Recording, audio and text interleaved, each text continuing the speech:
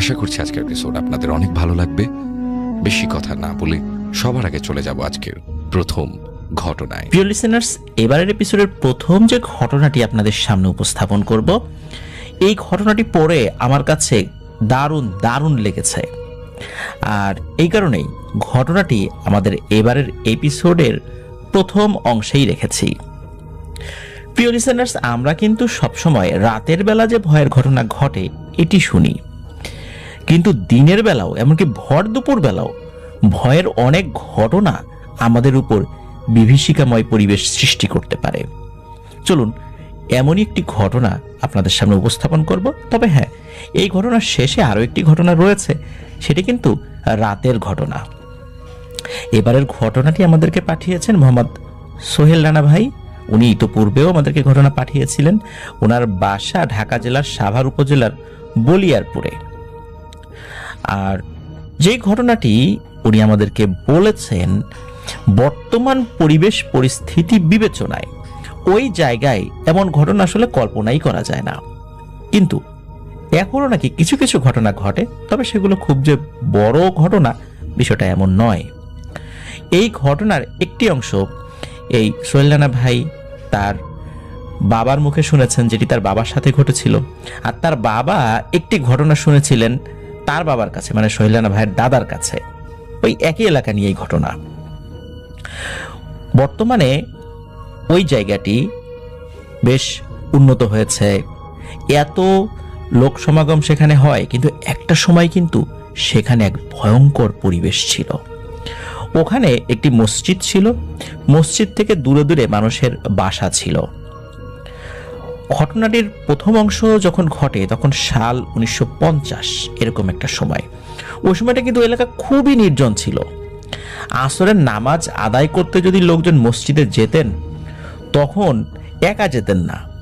কারণ হলো ওই আসরের সময়ই বিভিন্ন ঝোপঝাড় বড় বড় গাছপালার কারণে মসজিদের ওই পথটা অন্ধকার হয়ে থাকতো। আর আসরের পরে আরো অন্ধকার হতো। অনেকেই আসরের নামাজ পড়তে গিয়ে আসর, মাগরিব, এশা এই 3 ওয়াক্ত নামাজ একসাথে পড়ে একত্রে যার যার বাড়িতে ফিরতেন, একা একা কেউ আসতেন না। কারণ সন্ধ্যার পর ওখানে এমন অন্ধকার নেমে আসতো যেটা ভুতুরে থেকেও ভুতুরে পরিবেশ সৃষ্টি করত। আর মানুষ অনেকেই সেখানে ভয় পেতেন। ভয় পাওয়ার পেছনে কারণও ছিল। ওখানে যে মসজিদটা রয়েছে ওই মসজিদের পাশে ছোট্ট একটি কবরস্থান রয়েছে। ওই কবরস্থান থেকে আরো অনেক দূর গিয়ে অবশ্য বড় আর একটা কবরস্থান রয়েছে। তবে আশেপাশের লোকজন তাদের আত্মীয় স্বজন মারা গেলে ওই ছোট কবরস্থানেই কবর দিত। দূরের কবরস্থানেও দিত, কিন্তু অধিকাংশ ক্ষেত্রে ওই ছোট কবরস্থানটা তারা ব্যবহার করতেন। আর ওই এলাকায় মানুষের কাছে একটা ভয়ঙ্কর নাম সকলের মনের মধ্যে এক মূর্তিমান আতঙ্কের মতো বিরাজ করত। সেটা হচ্ছে খালইওলা। ভয়ানক এক প্রাণী এই খালইওলা। এটাকে দিনের বেলাও দেখা যেত, সকালবেলা, বিকেল বেলা, রাতের বেলা তো অবশ্যই। অনেকেই নাকি দেখতো ওই কবরস্থানের কোনো একটা কবরের উপর বসে কোনো একটা মানুষ বড়শি ফেলেছে কবরের ভেতরে। তার কোমরে একটা বেত এবং বাঁশ দিয়ে তৈরি মাছ রাখার পাত্র, যেটা স্থানীয় ভাষায় খালই বলা হয়, এটা তার কোমরে থাকতো। খালি গা, পরনে ছোট একটি কাপড়, মাথায় একটা গামছার মতো কিছু একটা পেঁচানো, সেটা ঠিক গামছা কিনা এটা বোঝা নাকি যেত না। আর তার চেহারা বোঝা যেত না। কবরের উপর বড়শি ফেলে বসে থাকতো। যখনই মানুষ এই খালইওলাকে দেখত ভয়ে ওখান থেকে দৌড়ে পালিয়ে যেত। পরবর্তীতে লোকজন নিয়ে ওখানে আসলে দেখা যেত যে কবরটার উপর সে বড়শি ফেলেছিল ওই কবরের কোনো একটা জায়গায় একটি ছোট গর্ত হয়ে আছে। ওই গর্ত করেই ওই গর্তের মধ্য দিয়ে বড়শির সুতো নামিয়ে দিত। এবং লোকজন নাকি দেখেছে ওই বড়শি ফেলার পর ভেতর থেকে কিছু একটা উঠিয়ে ওই খালয়ের মধ্যে রাখতো, অথবা গপাগপ করে খেয়ে ফেলতো। কিন্তু আসলে কি খেত, কি উঠাতো, এইটা কেউ দেখতো না। কবরের উপরে যখন মানুষজন যেত তখন দেখতো ওখানে গর্ত হয়ে আছে, লোকজন মাটি দিয়ে সেই গর্তটা পূর্ণ করে দিত মাত্র। এছাড়া আর কোনো কিছুই তারা দেখতে পেত না। ওই খালইওলাকে মাছ ধরতে দেখা যেত। তবে যারাই নাকি এই খালইওলার মুখোমুখি হয়েছে তাদের ভয়ানক কিছু শারীরিক ক্ষয়ক্ষতি হয়েছে, যেটা কখনোই আর ঠিক হতো না।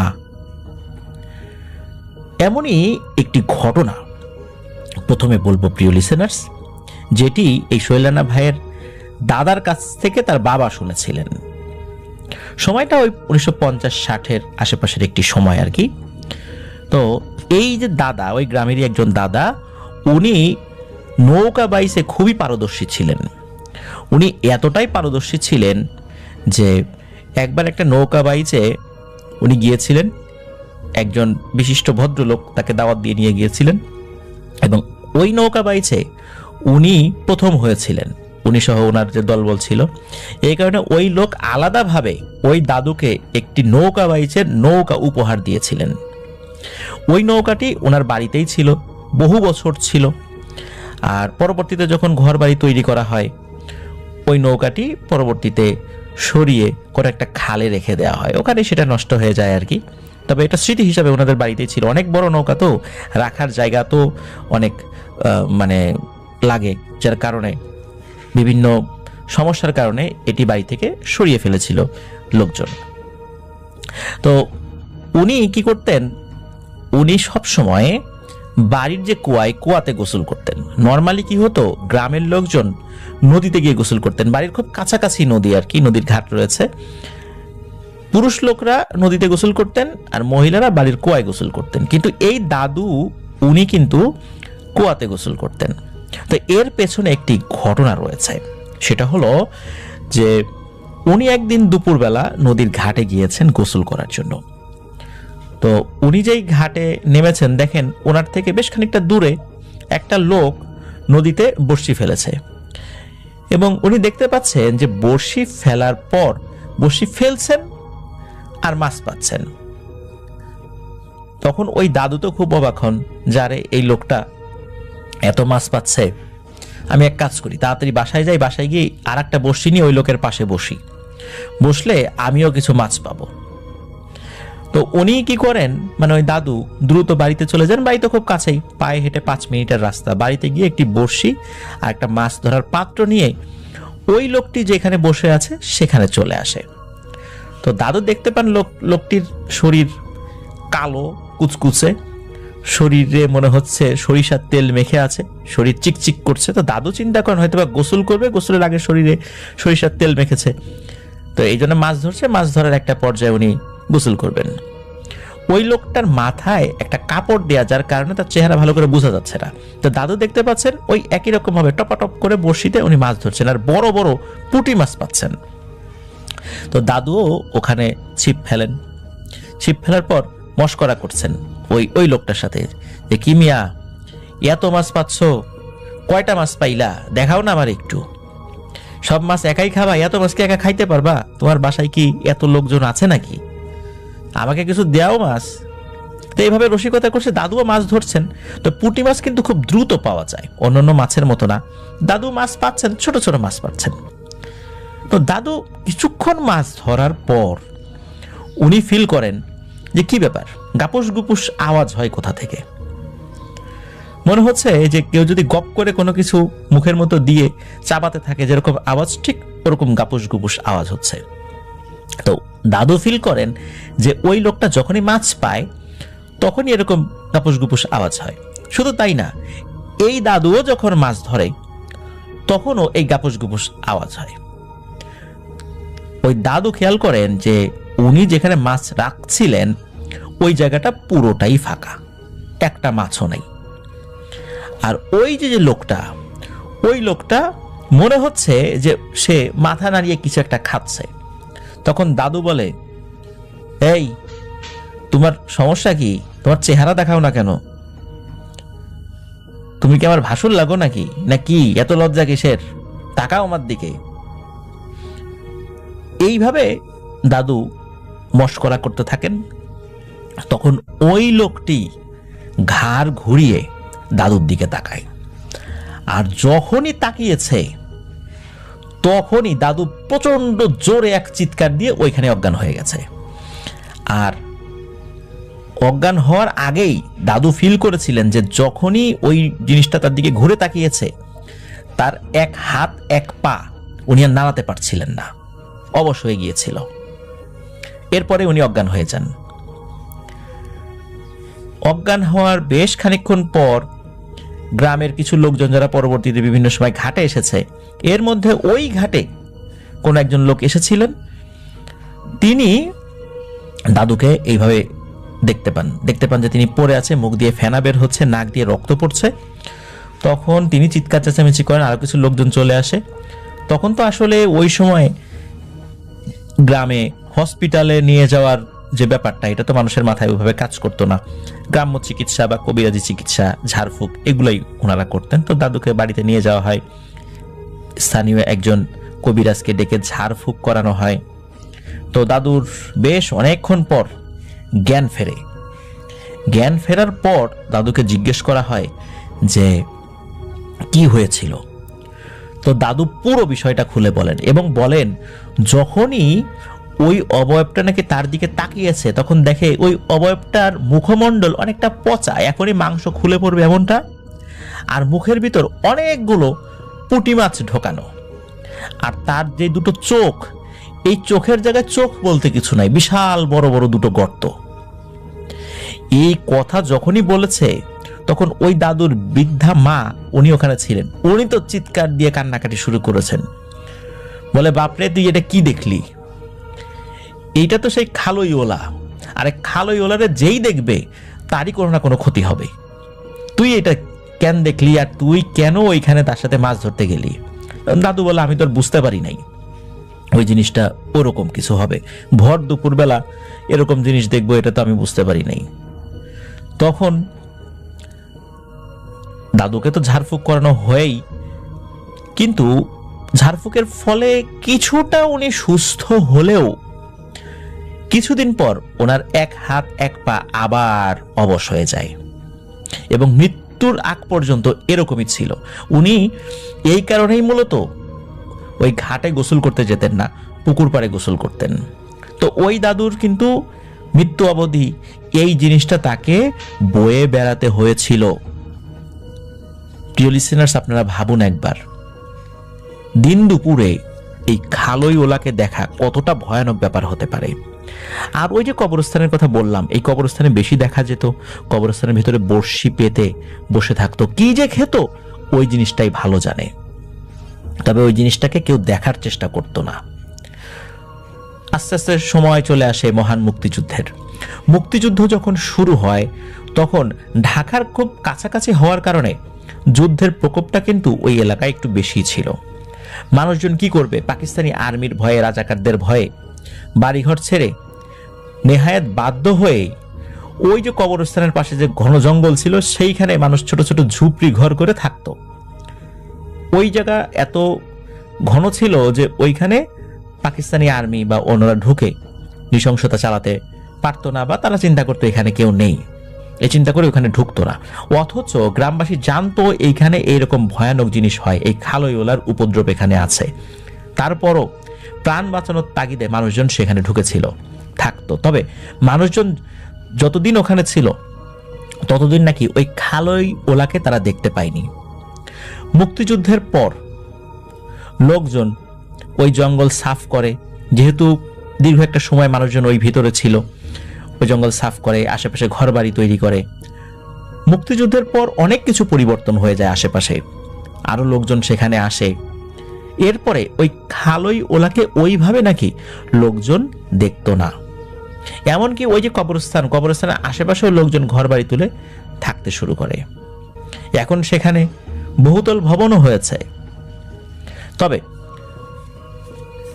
বিদ্যুৎ এসেছে আরো পরে, বিদ্যুৎ আস্তে আস্তে অনেক সময় লেগে গিয়েছে, সেখানে যাতায়াত ব্যবস্থা অনেক ভালো হলেও আরো একটি ঘটনা আপনাদের সামনে এখন বলবো, যেটি মুক্তিযুদ্ধের পরে শুরু হয়। ওই খালই ওলাকে মুক্তিযুদ্ধের পরে আর কেউ দেখেছে এমন নজির খুব একটা পাওয়া যায় না। মুক্তিযুদ্ধের পরে যেটা হওয়া শুরু হয় সেটা হলো রাস্তার উপরে লাশ শুয়ে থাকতে দেখতো মানুষ। দেখতো সাদা কাফনে মোড়ানো একটি লাশ একটা খাটিয়ার উপরে রাখা। কখনো কখনো খাটিয়া ছাড়াও লাশ মানুষ ওখানে দেখতো। তখন মানুষজন এটা দেখে ভয় পেত। ভয় পেয়ে পেছন দিকে চলে যেত। পেছন দিকে গিয়ে কোনো বাড়ি থেকে লোকজন ডেকে নিয়ে এসে দেখতো সেখানে কিছুই নাই। ওই রাস্তারও যখন উন্নয়ন হয়, পাকা হয়, চওড়া হয়, তখন আবার ওইখানে দেখা যেত না। তো ওই রাস্তা থেকে আর একটা কাঁচা রাস্তা আবার গ্রামের ভিতরে ঢোকার ছিল। বর্ষাকালে সেটা আবার ব্যবহারের অনুপযোগী হয়ে যেত। তবে ওই রাস্তা দিয়ে গেলে আবার ভয় পেত না। যদি কখনো মানুষ দেখতো এরকম লাশ শুয়ে আছে, তখন সাহস করে কেউ ওই কাঁচা রাস্তা দিয়ে নেমে চলে যেত। তখন আর তেমনটা ভয় পেত না। এবার আসি সোহেল রানা ভাইয়ের বাবার সাথে একটি ঘটনা ঘটেছিল। তো এই ঘটনাটা ঘটেছিল 1976 সালের দিকে। ওনার বাবা তখন ওনার বয়স ছিল 14-15 বছর এরকম। তখন আগের থেকে কিন্তু এই যে মুক্তিযুদ্ধের পরের এই 5 বছরে কিন্তু বেশ উন্নয়ন হয়েছে। আশেপাশে মানুষজনের জমায়েত বেশি হওয়া শুরু হয়েছে। ওই কবরস্থানের কাছে ওই জঙ্গলের আশেপাশে ছোট ছোট মুদির দোকান হয়েছে, চায়ের দোকান হয়েছে। মানুষজন সন্ধ্যার পরেও আড্ডা দিত তখন। আর গ্রামের ছোট ছোট বাচ্চারা, বিশেষ করে উঠতি বয়সী বাচ্চারা, ওরা কি করতো, ঠিক সন্ধ্যা যখন ঘনিয়ে আসে তখন লুকোচুরি খেলতো। আর সোহেল রানা ভাইয়ের বাবাও এই সময়টাতে তার বন্ধু বান্ধবদের সাথে, বিশেষ করে সন্ধ্যার পরে, মানে ঘন অন্ধকার হয়ে গেলে তো আর খুঁজে পাওয়া যাবে না লুকোচুরি খেললে, এই কারণে ওই সন্ধ্যার আলো যতক্ষণ থাকে, অন্ধকার যখন ঘনিয়ে না আসে, যত মানে গভীর অন্ধকার হওয়ার আগেই তারা তাদের খেলা শেষ করে ফেলতো। তো বিকেল বেলাতেই এই সোহেল রানা ভাইয়ের দাদি তার ছেলেকে, মানে সোহেল রানা ভাইয়ের বাবাকে বলেছে কেরোসিন তেল নিয়ে আসতে। সন্ধ্যার পরে তাকে হারিকেন বা কুপি এগুলো জ্বালাতে হবে। তখনও তো ওনাদের ঘরে ইলেকট্রিসিটি আসে নাই। তাকে টাকাও দিয়ে দিয়েছে, একটা বোতলও দিয়েছে যেটাতে উনি কেরোসিন তেল নিয়ে আসবেন। কিন্তু ওই কেরোসিন তেলটা আনার কথা ভুলে গিয়েছিলেন সোহেল রানা ভাইয়ের বাবা বাচ্চাদের সাথে বা তার বন্ধুদের সাথে খেলতে খেলতে। এদিকে যখন অন্ধকার একটু বেশি হয়ে গেছে, বাচ্চারা তো তাদের বাড়িতে চলে গেছে। আর এদিকে ওনার তখন মনে পড়ে যে কেরোসিন তেল আনতে হবে। অন্যান্য দোকানগুলোতে কেরোসিন তেল শেষ হয়ে গিয়েছে, একটা দোকানে পান কেরোসিন তেল। কিন্তু সমস্যা হলো ওই দোকানদার সারাদিন যে বেচা কেনা করেছে সেই হিসাব মেলানোতে ব্যস্ত ছিল। এখন কেরোসিন তেল আনতে গিয়েছে, বাচ্চা মানুষ, গুরুত্ব দেয় নাই দোকানদার, বলে যে তুমি বসো, আমি হিসাবটা শেষ করে নিই। এই হিসাব শেষ করতে করতে দীর্ঘ সময় লেগে যায়, অনেকক্ষণ, ঘন্টাখানেক তাকে বসিয়ে রাখে। তারপরে গিয়ে কেরোসিন তেল দেয়। এখন ফেরার পথে তাকে তো ওই কবরস্থানের ওই রাস্তা দিয়ে আসতে হবে। ওই রাস্তা দিয়ে আসার সময় উনি একটি ভয়ঙ্কর ঘটনার মুখোমুখি হয়েছিলেন। উনি যখন ওই কবরস্থানের কাছে চলে আসেন, তখন হঠাৎ করে দেখতে পান কবরস্থানের ভেতর থেকে 4-5টা শেয়াল বাইরে বের হচ্ছে। শেয়ালগুলো আকারে এক একটা গরুর আকৃতির, মানে বিশাল বড় বড়, চোখগুলো লাল টকটকে, মনে হচ্ছে বড় টেনিস বল, রক্তবর্ণের টেনিস বল যার মধ্যে লাইট জ্বলছে, এরকম টেনিস বলগুলো তাদের চোখের জায়গায় বসানো, আর ভয়ঙ্কর শব্দ করছে। ওই শেয়ালগুলো যখন সোহেল রানা ভাইয়ের বাবাকে দেখতে পান, তাকে ঘিরে ধরেন এবং ঘিরে ধরে ভয়ঙ্কর গড়গড় আওয়াজ শুরু করেন। উনি তো চোখ বন্ধ করে প্রচন্ড জোরে দেন এক চিৎকার। চিৎকার দেওয়ার সাথে সাথে হঠাৎ করে শুনতে পান ওনার চারপাশ থেকে ওই গড়গড় শব্দ আর হচ্ছে না, কিন্তু বিড়ালের মতো মিউ মিউ আওয়াজ হচ্ছে। উনি দেখেন যে আরে এই শেয়াল কোথায়? আশেপাশে দেখছি অনেকগুলো বিড়াল, সাদা সাদা অনেকগুলো বিড়াল মিউ মিউ করে শব্দ করছে আর তার চারদিক দিয়ে ঘুরছে। উনি তো প্রচন্ড ভয় পাচ্ছেন। এর মধ্যে কি হয়েছে, এই সোহেল রানা ভাইয়ের দাদা, উনি দূর থেকে তার ছেলের নাম ধরে ডাক দিয়েছেন। তখন সোহেল রানা ভাইয়ের বাবাও ডাকের উত্তর নেন।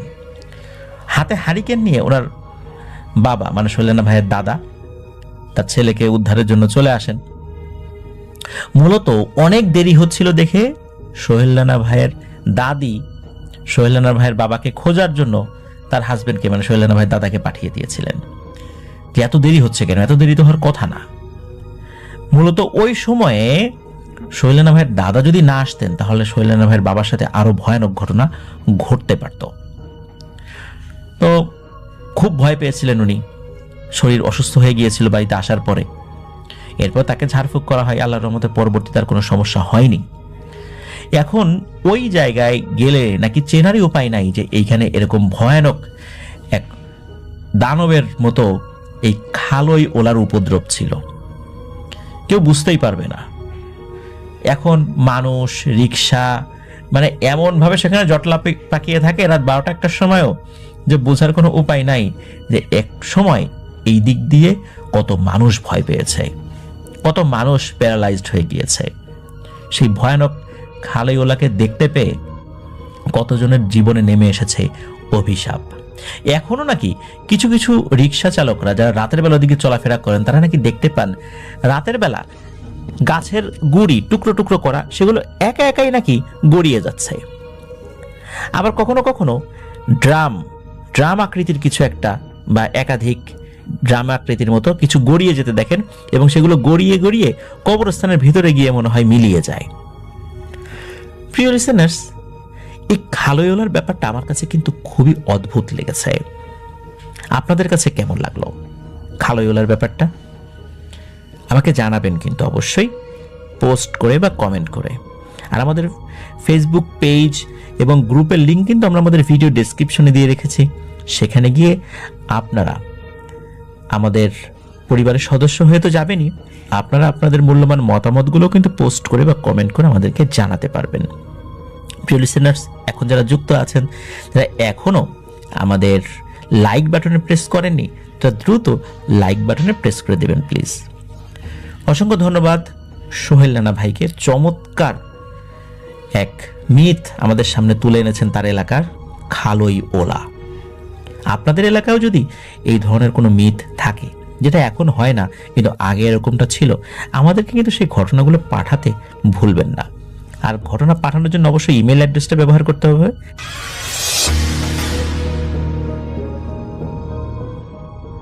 আসসালামু আলাইকুম লিসনার্স, রিয়াদ ফেরদৌস বলছি। কিছু কিছু ঘটনার একটি পরিসমাপ্তি ঘটে, আর কিছু কিছু ঘটনা থেকে যায় অমীমাংসিত।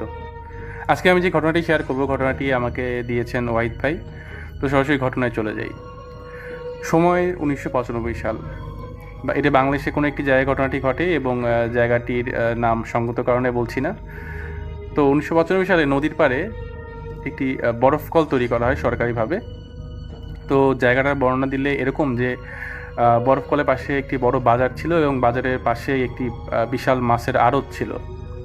যেহেতু নদী খুব কাছে, তো ওখানে প্রচুর মাছ ধরা হতো, এবং মাছের আড়তে বরফের খুব চাহিদা ছিল।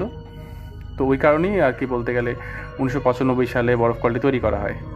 তো বরফকলটির একটি বর্ণনা দিচ্ছি। বরফকলটি বেশ উঁচু করে বানানো একটি দোতলা বিল্ডিং, নিচতলার দিকে পুরোটাই পিলার, আর দোতলায় আছে পুরোটাই বরফকল, এবং চারপাশে বাউন্ডারি দিয়ে ঘেরা, এবং অনেক বিশাল একটি জায়গা নিয়ে আর কি বাউন্ডারিটা দেওয়া ছিল। বরফকলটি যতটুকু ছিল তার চেয়ে বিশাল একটা এলাকা জুড়ে বলতে গেলে বাউন্ডারি দিয়ে পুরো জায়গাটা ঘেরা ছিল। এবং বরফকলের সামনের যে অংশটা, যেটা গেটের মধ্যে গেট ছিল যেদিকে, সেদিকের ওই দিক দিয়ে সিঁড়ি দিয়ে সবাই উঠতো বরফকলে, এবং একপাশে সাইড দিয়ে যে জায়গাটা ছিল ওখানে একটু আড়াআড়ি করা ছিল, যেখানে বরফ ফেলা হতো এবং বরফটি নিচে পড়তো আর কি। তো আর পাশে ছিল প্রচুর গাছ, ওখানে সামনের দিকে এত বেশি গাছ ছিল যে দিনের বেলাতেও সূর্যের আলো ওখানে ঠিকমতো পৌঁছাতো না। তো যাই হোক, ঘটনায় চলে যাচ্ছি আমরা। তো বাংলাদেশে 1998 সালে ভয়াবহ একটি বন্যা হয়, এটা আমরা অনেকেই জানি। তো বরফকলটির আশেপাশে অনেক বস্তি ছিল, তো সরকারিভাবে বরফকলটিকে একটি আশ্রয় কেন্দ্র ঘোষণা করা হয়। তো ওখানে প্রচুর মানুষ আশ্রয় নেয়। তো সেখানে ছেলেপেলেরা যেটা করতো, ওই বরফকলের ছাদে উঠতো, ছাদে উঠে জোয়ারের সময় যেহেতু অনেক পানি হতো আর কি, তো বরফকলের ছাদ থেকে পানিতে লাফাতো, সাঁতার কাটতো এভাবে। আর জায়গাটা বেশ সুন্দর ছিল, গাছপালা ছিল, সুন্দর একটি জায়গা, এবং বাচ্চারা এখানে থাকতো। তো একদিন হঠাৎ করে সবার মধ্যে বেশ হইচই, একটি বাচ্চাকে খুঁজে পাওয়া যাচ্ছে না, সে পানিতে ডুব দিয়েছিল, বা ডুব দেওয়ার পরে আর ওঠেনি, এবং বাচ্চাটার লাশও পাওয়া যায় না। ঠিক তার পরের দিন বাচ্চাটার লাশ পাওয়া যায়। হচ্ছে এক পাশে বাচ্চাটার পাটা একটু জাস্ট দেখা যায়। তো বাচ্চাটিকে উদ্ধার করার পর যেটা দেখা যায় যে বাচ্চাটির মাথা নেই, এবং পায়ের মধ্যে মনে হচ্ছিল যে দড়ি বা ছেগল দিয়ে কোনো কিছু দিয়ে দুই পা শক্ত করে বাঁধা। তো খুব বিভৎস একটি লাশ। তো যাই হোক, এরপরে দিন একই জায়গায় একই ঘটনা ঘটে। দ্বিতীয় একটি বাচ্চা একইভাবে খুঁজে পাওয়া যাচ্ছিল না এবং বাচ্চাটিকে লাশ পাওয়া যায়। এই বাচ্চাটিরও মাথা নেই এবং পায়ে ঠিক ওরকম দাগ, দেখে মনে হচ্ছে একটু দড়ি দিয়ে কেউ বেঁধে রেখেছিল। একইভাবে ওই জায়গাটায় প্রায় 6টি বাচ্চার মৃত্যু হয়। এখানে এরপরে হচ্ছে এলাকার কর্তৃপক্ষ জায়গাটাকে সম্পূর্ণ বন্ধ করে দেয়। ওখান থেকে কোনো মানুষই আর সাঁতার কাটা বা বাচ্চাদের যাওয়ার সব কিছু বন্ধ করে দেওয়া হয়, যেহেতু জায়গাটা একটি বিপজ্জনক ছিল বা আসলে কোনো সমাধান কেউ করতে পারছিল না এলাকার লোকজন। তো যাই হোক, ওখানে যে কথাটা প্রচলন ছিল যে নদীতে বাচ্চা বা কেউ নামলে শেকল দিয়ে বা নিচে মানুষ টান অনুভব করে, অনেক সময় ডুবে যায়। তো যাই হোক, বন্যা শেষ, বরফকল আবার পুনরায় চালু হয়। শুরুর দিকে সব কিছু ভালোই চলছিল। বরফকল 2 শিফটে কাজ হতো, একটি ছিল সকালের শিফট, একটি ছিল রাতের শিফট। তো একদিন নাইট শিফটে চলাকালীন একটি ঘটনা। তো কোনো একজন লোক প্রকৃতিটাকে সাড়া দেওয়ার জন্য কাউকে কিছু না বলে ওয়াশরুমে যান। তো ওয়াশরুম থেকে যাওয়ার সময় উনি খেয়াল করেন যে উপর থেকে হাসির শব্দ। উনি চারিপাশে তাকান, পরে উপরে তাকান এবং উনি দেখে যে ঠিক একটি বাচ্চা উল্টা হয়ে ঝুলে আছে, অনেকটা বানর যেভাবে ঝুলে থাকে গাছের মধ্যে। বাচ্চাটির মাথা নাই এবং বাচ্চাটার বুকের মধ্যে 2টা চোখ। বাচ্চাটা বলে যে এখান থেকে চলে যান, এখানে থাকলে ক্ষতি হবে।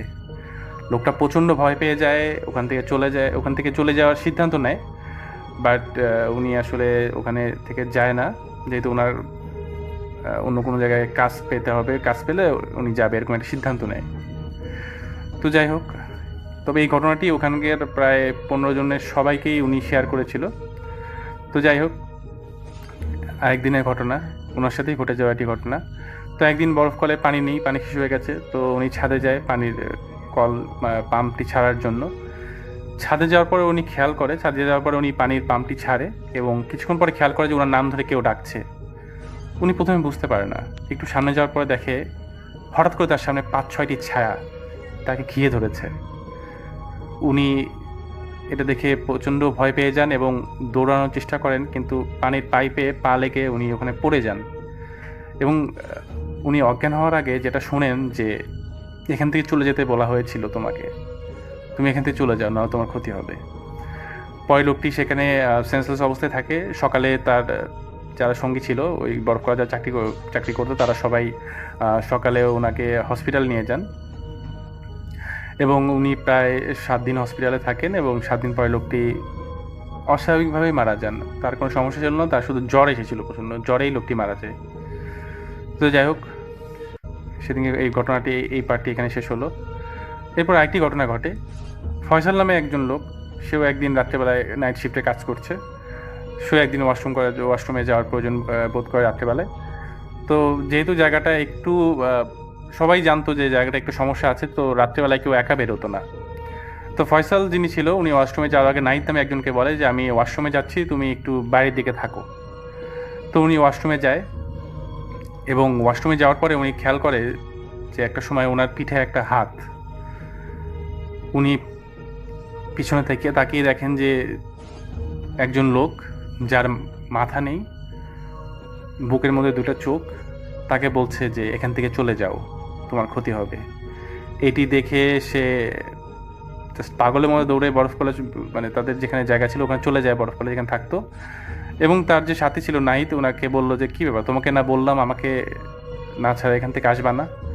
তো নাহিদ ওনাকে যেটা বললো যে তুমি তো কিছুক্ষণ আগেই তোমার রুমে ঢুকে গেলা, আমি তো তারপরেই গেট লাগালাম। ফয়সাল সাহেবের আসলে কোনো কিছু বুঝতে বাকি থাকলো না। তারপরের দিনই উনি ওখান থেকে কাজ ছেড়ে দিল এবং সবাইকেই ওখানে বলল। বরফকলের কর্তৃপক্ষ তখন ওখানে বেতন একটু বাড়িয়ে দেয়, তো ওই জন্য অনেকেই ওখান থেকে আর যায় না। কিন্তু ঠিক তার 2 মাসের মধ্যেই বরফকলটি বন্ধ হয়ে যায়, কারণ এরপরে প্রত্যেকটা মানুষ যারা ছিল 15 জন, প্রত্যেকেই বিভিন্ন রকম কিছু দেখতো, স্বপ্ন দেখতো বা কোনো কিছু দেখতো। এই জন্য প্রায় বরফকলটি একসময় বন্ধ হয়ে যায়। বরফকলটি বন্ধ হয় 4-5 বছর এরকম পরে কর্তৃপক্ষ পরিকল্পনা করে যে বরফকলটি আবার চালু করবে, কিন্তু কোনোভাবেই বরফ কলটি চালু করতে পারে না শ্রমিকের অভাবে। 2-3 দিন কেউ কাজ করতো সর্বোচ্চ, কেউ একদিন কাজ করতো, এরপরে স্বপ্ন দেখতো বা কোনো না কোনো একটা সমস্যা হতো, চলে যেত। তো যাই হোক, বরফ কলের জায়গাটি ওইভাবেই পরিত্যক্ত অবস্থায় পড়ে থাকতো। তো অনেক বছর পরে সরকারের থেকে ওখানে সিদ্ধান্ত হয় যে বরফ কলটি যেহেতু অনেক বড় একটি সীমানা ঘিরে দিয়ে প্রাচীর করা আছে, তো এক কর্নারে একটি স্কুল প্রতিষ্ঠা করা হবে, একটি প্রাথমিক বিদ্যালয়, যেখানে 2টি ক্লাসরুম থাকবে এবং 2টি টিচার্স রুম থাকবে। তো যাই হোক, সরকার সিদ্ধান্ত অনুযায়ী সেই জায়গাটি একটি স্কুল, প্রাইমারি স্কুল তৈরি করা হয় এবং সেখানে একজন শিক্ষক নিয়োগ দেওয়া হয় এবং সেই শিক্ষকটি ওখানে রাত্রেবেলা থাকতো। স্কুলের টিচার যে রুমটা ছিল ওখানে সেই রাত্রেবেলা থাকতো। তো একদিন উনি ঘুমাচ্ছে, উনি ঘুমের মধ্যে দরজায় টোকা দেওয়ার শব্দ পাচ্ছে। তো যাই হোক, উনি বিছানা থেকে উঠে বসে এবং বলে যে কে। তো বরাবরই কোনো উত্তর আসছিল না, বারবারই টোকা দিচ্ছিল। উনি এক পা দোপা করে দরজা খুলে বাইরে যান এবং বারান্দায় দেখে যে অনেকগুলো ছোট ছোট বাচ্চা খেলাধুলা খেলছে, কিন্তু কোনো বাচ্চা খেলছে মানে উনি যেটা দেখেছিল সেটা হচ্ছে অনেকগুলো বাচ্চার ছায়া মূর্তির মতন, যেগুলোর আসলে মাথা নেই একটাও। এবং বাচ্চাগুলো খেলতে খেলতে একসময় বরফ কলের সিঁড়ি দিয়ে উপরে উঠে যাচ্ছে। তো যাই হোক, এটা এভাবেই ঘটনাটি ওখানে মানে নানা রকম জিনিস উনি প্রায়ই দেখতো। তো একদিন উনি এরকমভাবে ঘুমিয়েছেন। উনিও ভাবছেন যে চাকরি ছেড়ে দিবেন স্কুল থেকে। আর স্কুলে সকালবেলায় বাচ্চাদের কোনো সমস্যা হতো না, সমস্যাগুলো হতো রাত্রিবেলায়। তো একদিন রাত্রিবেলায় উনি ঘুমিয়েছেন। তো ওনার যখন ঘুম ভাঙে, উনি দেখেন যে উনি ছাদের উপরে, সেই বরফ কলার ছাদে, এবং তার চারপাশে ঘিরে আছে 10-12টি অবয়ব। এবং উনি পরিষ্কার বুঝতে পারছিলেন যে বাচ্চাগুলো কথা বলছে কিন্তু তাদের ভাষাটা বোঝা যাচ্ছে না, এবং বাচ্চাগুলোর মাথা নেই এবং বুকের মধ্যে চোখ। এরপরে সেই শিক্ষক ওখানেই বেহুশ হয়ে যান। তারপরে তার জ্ঞান ফিরে সেই ঘটনা এলাকার বাসীকে বা সবাইকে বলেন। তো এভাবেই ওই জায়গাটা এখনও পড়ে আছে। এবং ওই জায়গাটা নিয়ে যেটা বলতে হয়, তো আমাকে যে ঘটনাটি শেয়ার করেছিলেন যিনি, ওয়াহিদ ভাই, উনি আসলে পরবর্তীতে জায়গাটার ইনভেস্টিগেশন করেন অ্যাকচুয়ালি আসলে কেন এরকম ধরনের ঘটনা ঘটছে বা কেন অস্বাভাবিক ঘটনা ঘটে যাচ্ছে। তো উনি এলাকাবাসীর কাছ থেকে খুব বেশি তথ্য জোগাড় করতে পারেননি। তো একটা জিনিস উনি বলেছে যে যুদ্ধের সময় ওখানে আসলে প্রচুর মানুষকে জবাই করা হয়েছিল। তো আসলে এই ঘটনাটি এই কারণে ঘটছে বা কেন ঘটছে, এই জিনিসটা আসলেই অমীমাংসিত। তো এটা ছিল আজকের ঘটনা।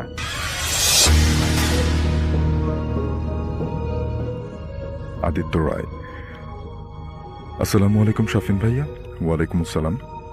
আমার নাম আদিত্য রায়। আমি ভূত নাইটের একজন নিয়মিত শ্রোতা।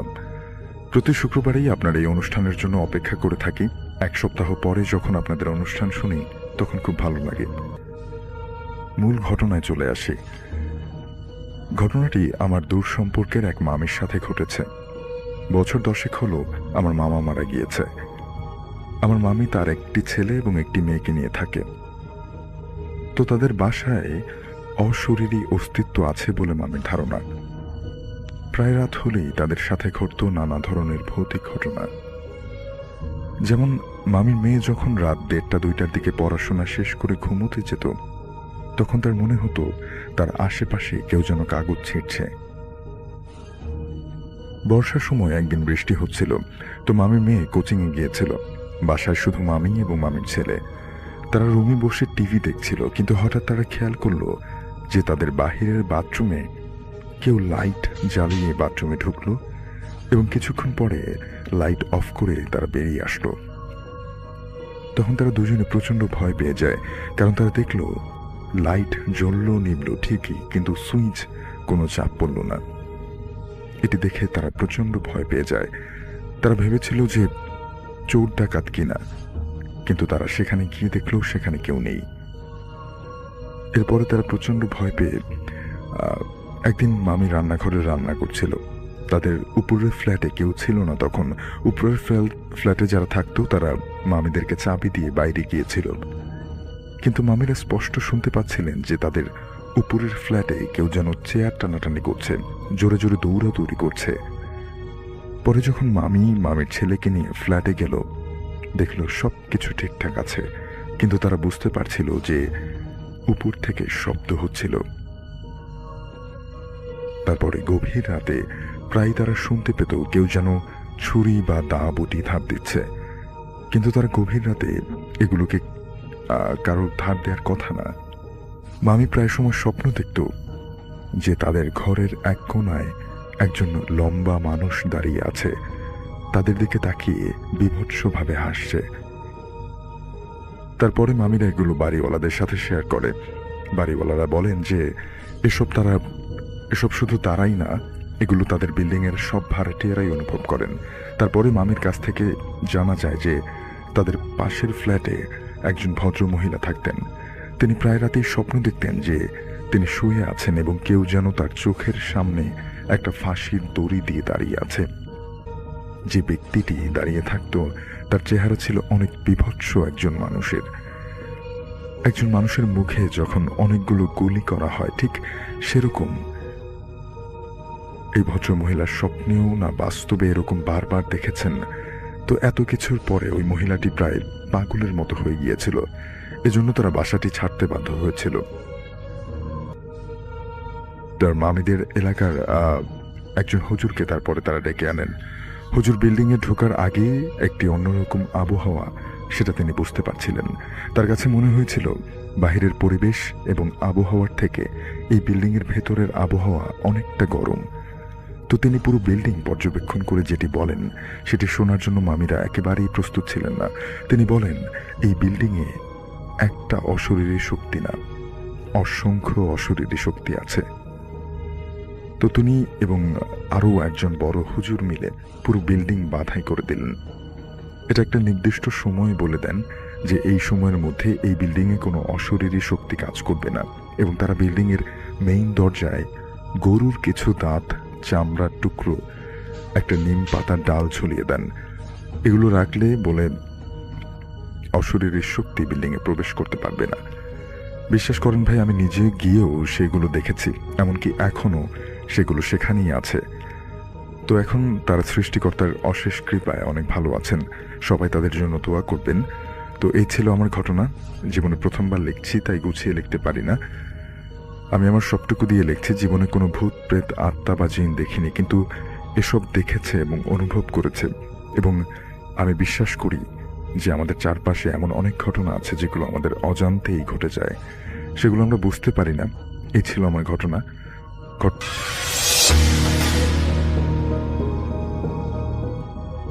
আসসালামু আলাইকুম রাসেল ভাই। আজকে একটি ভয়ঙ্কর নিবিড়ের ঘটনা নিয়ে আপনাদের মাঝে হাজির হয়েছি। এই ঘটনাটি আমাকে পাঠিয়েছেন সাতক্ষীরা থেকে মাজার ভাইয়া। মাজার ভাইয়ার এই ঘটনাটি আমাকে সংগ্রহ করে কয়েকদিন আগে আমাকে পাঠিয়েছেন। ইনি যে ঘটনাটি সংগ্রহ করে, তো এই ঘটনাটি শুনে ওনার একজন চাচাতো ভাইয়ের কাছ থেকে, সে আর কি একজন মানে প্রতিনিয়তই সে মাঝে মধ্যে মাছ ধরতে যাইতেন নদীতে। সেই মাছ ধরা কেন্দ্রিক আর কি এই ঘটনাটি। সে সরাসরি ঘটনায় চলে যাচ্ছি। এই ঘটনাটি ঘটে আজ থেকে প্রায় 12 বছর আগে। তখন এতটা কারেন্ট বা বৈদ্যুতিক এরকম কিছু ছিল না। তো সে সময় লাইটের চলাচল একটু কম ছিল। সো ওনার এই যে চাচাতো ভাই, উনি আবার রাত্রিকালীন দিনের বেলা করে কাজ করতেন মানুষের বাড়িতে এবং নিজের বাসার কাজ করতেন। করার পরে তারা আর কি রাত্রিকালীন সময় করে মাছ ধরতে যাইতেন। সেটা আর কি একটা শখ ছিল তার। সে একদিন হঠাৎ করে তার মানে কয়েকজন মিলে যাইতেন। তো একদিন হঠাৎ করে তার মানে মাছ ধরতে যাবে, সে একটা নেশা উঠে যায় যে মাছ ধরতে যাবে সে। তো সবাইকে ডাকে, কয়েকজনকে, চল মাছ ধরতে যাই। কেউ আর কি যায় না। সেদিন আবার ও একাই মাছ ধরতে গেছে। নদীতে যে নৌকা দেখছে, নৌকাতে উঠে ঝাঁকি তেলটা নিয়ে নদীর মাঝখানে গেছে।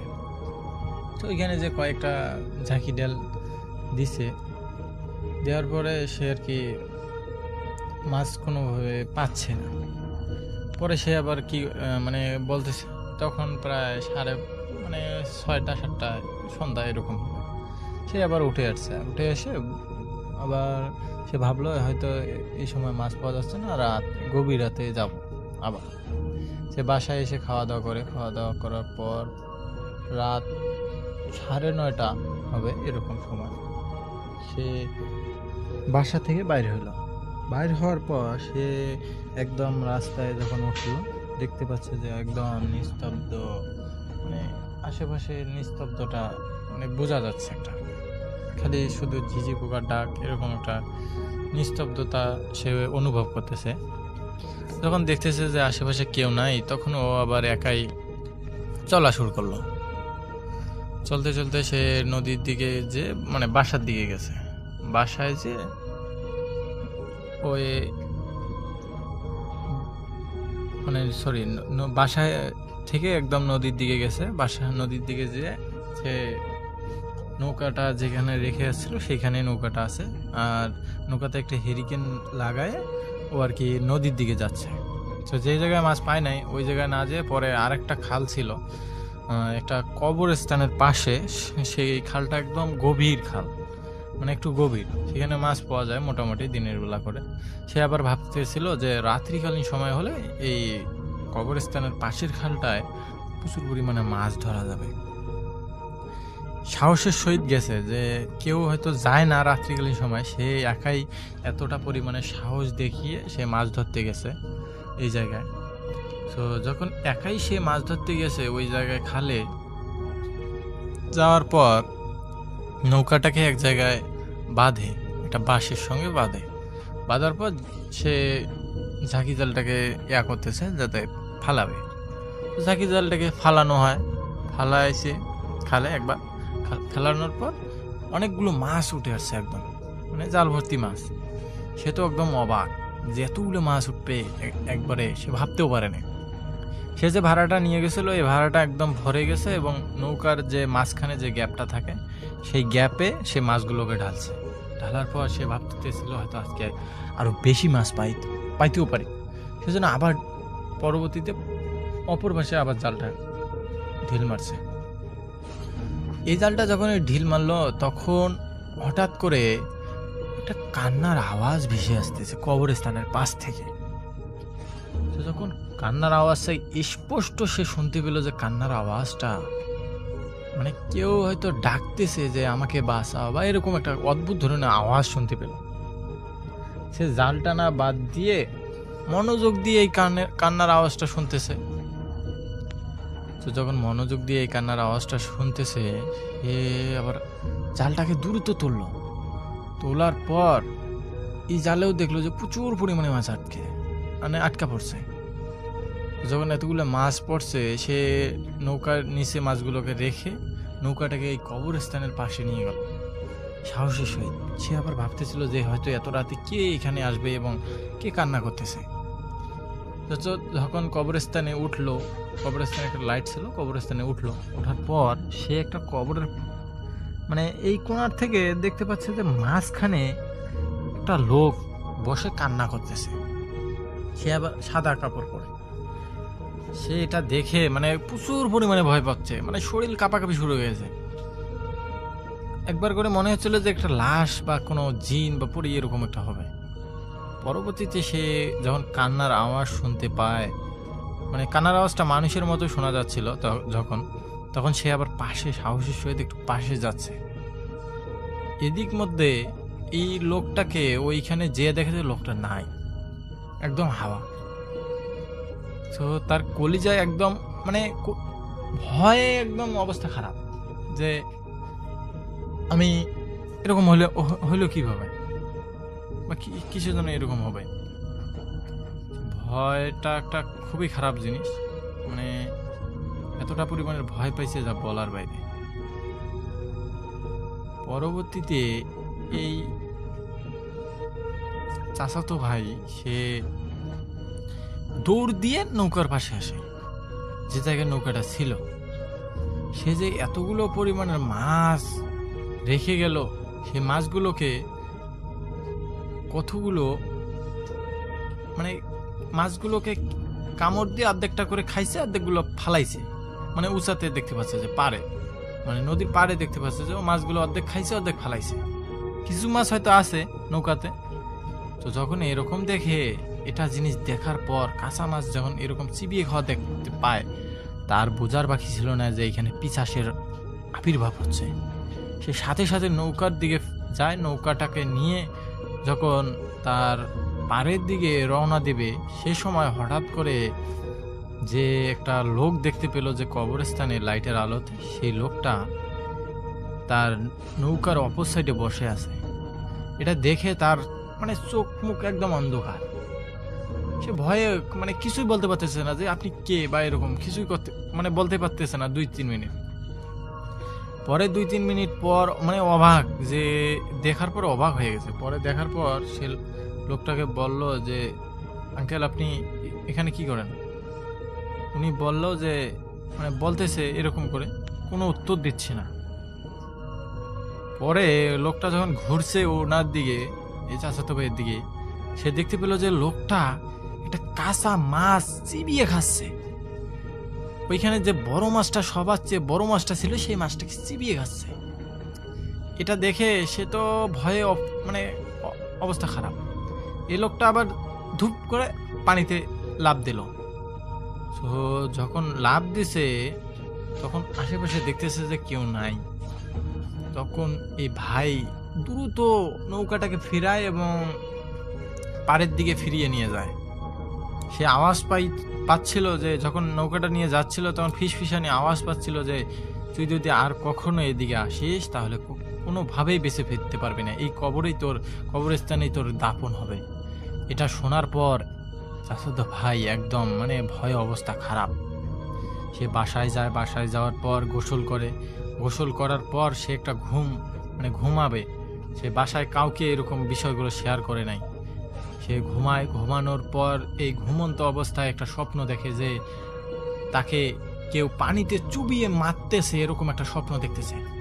তো যখন একটা স্বপ্ন দেখতেছে যে পানিতে চুবিয়ে মারতেছে, তখন সে আবার মানে প্রচণ্ড লেভেলের ভয় পাচ্ছে যে কে হতে পারে যে এরকম করে চুবিয়ে মারবে। তো যখন এরকম করে চুবিয়ে মারতেছে, সে ওই ঘুম অবস্থায় জোর একটা চিৎকার দিয়ে ওঠে ঘুম থেকে। তার বাসায় তার বাবা মা এবং ছোট ভাই তারা সবাই একদম তার পাশে আসার পর তাকে বলে যে তুমি এত জোরে চিল্লালা কিসের জন্য, কি হয়েছে? সো ঘটনা তারপর সে বলে যে এরকম বিষয়, আমি মাছ ধরতে গেলাম, তারপরে থেকে এরকম শুরু হয়ে গেল। সো তার বাবা বলে যে আচ্ছা তুমি ঘুমাও আজকে। উনি আবার একটু নামাজ কালাম পড়তো, তিনি আবার সূরা পড়ে তাকে ফুঁক দিয়ে দিল। ফুঁক দেওয়ার পর সে একটু ঘুমানোর পর তার পরের দিন তাকে নিয়ে কবিরাজের কাছে যায়। কবিরাজকে বলে যে এরকম বিষয়, একটু ভয় পাইছে। কবিরাজ বলে আপনার ছেলের ভাগ্যটা এতটা পরিমাণের ভাগ্য ভালো যে বেঁচে ফিরতে পারছে। আর একটু হলেই ও কোনোভাবে হয়তো যদি মাছগুলোকে নিয়ে আসতে পারতো, সে তাকে অর্ধেক মানে নদীর অর্ধেক জায়গায় আসার সময় তাকে মেরে ফেলত। ভাগ্য ভালো যে কান্নার আওয়াজ শুনে সে কবরস্থানে গেছে এবং পিশাচে মাছগুলো খেতে পেয়ে তারা আর কি তাকে ছেড়ে দিয়েছে, না হলে কখনোই ছেড়ে দিত না এবং তাকে মেরে ফেলত। তো এর পরবর্তীতে যাতে ও কখনো এই জায়গায় যায় না। আর ওই পাশে খুবই পরিমাণের ভয়ঙ্কর একটা জায়গা, কবরস্থানের পাশে, আপনারা কেউ ওইখানে মাছ ধরতে যাবেন না এবং সবাইকে মানা করে দেবেন। তো পরবর্তীতে এই চাচাতো ভাই আর কখনো মাছ ধরতে যায় নাই এবং এই মাঝার ভাই বলে যেটা যে সে আর কখনো এই জায়গায় মাছ ধরতে যায় নাই এবং এরকম যাতে আশেপাশে কেউ এরকম না করে, তো এই জন্য সবাইকে জানাই দেওয়া হয়। আর রাত্রিকালীন সময় কোনো চাচাতো ভাই আর কখনো মাছ ধরতে যায় নাই। আর এরকম ঘটনাটি তার সাথে এই চাচাতো ভাই শেয়ার করে। তো এটাই ছিল ঘটনা। রাসেল ভাই, মাজার ভাইকে অসংখ্য ধন্যবাদ যে আমাকে এত সুন্দর একটি ঘটনা পাঠিয়েছেন। তো আল্লাহ হাফেজ, আবার দেখা হবে নতুন ঘটনায়।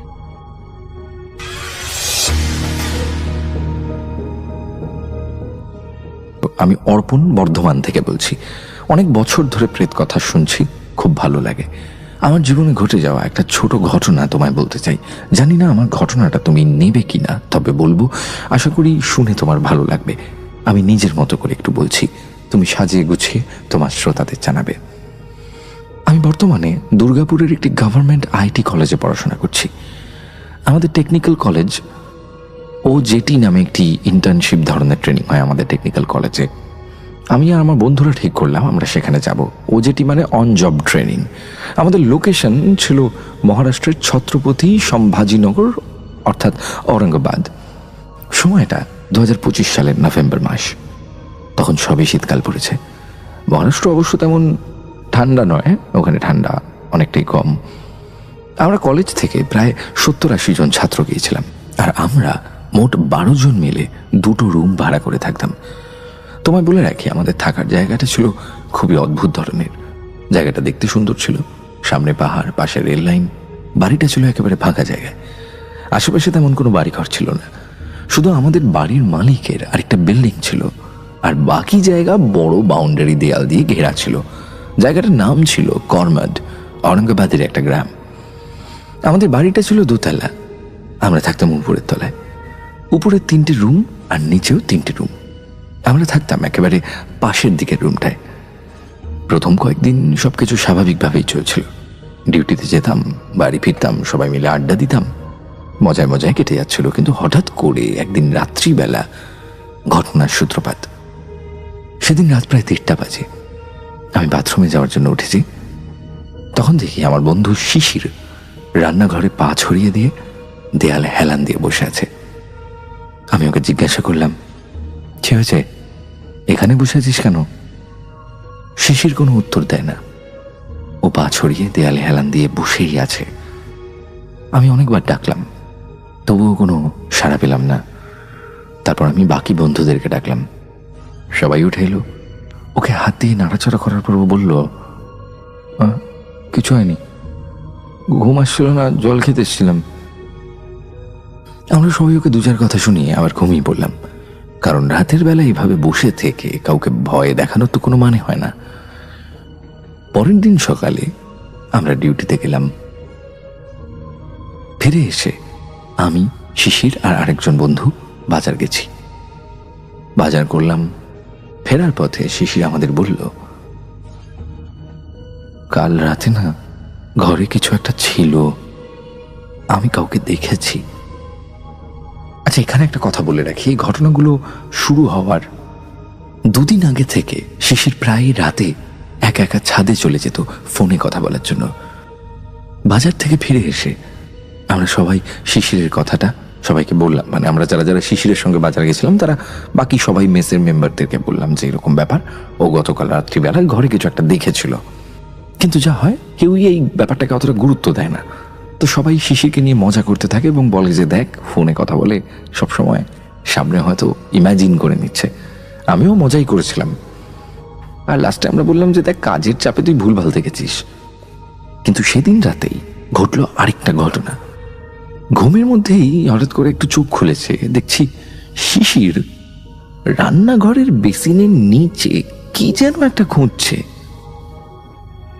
আমরা একে অপরকে ডাকলাম, ওকে জিজ্ঞাসা করলাম, কি হয়েছে, কি খুঁজছিস? শিশির কোনো উত্তর দিল না। খোঁজা হয়ে যাওয়ার পর কিছুক্ষণ পর শুয়ে পড়ল এসে। এবার আমরা সবাই একে অপরের দিকে তাকিয়ে চুপচাপ বসে রইলাম।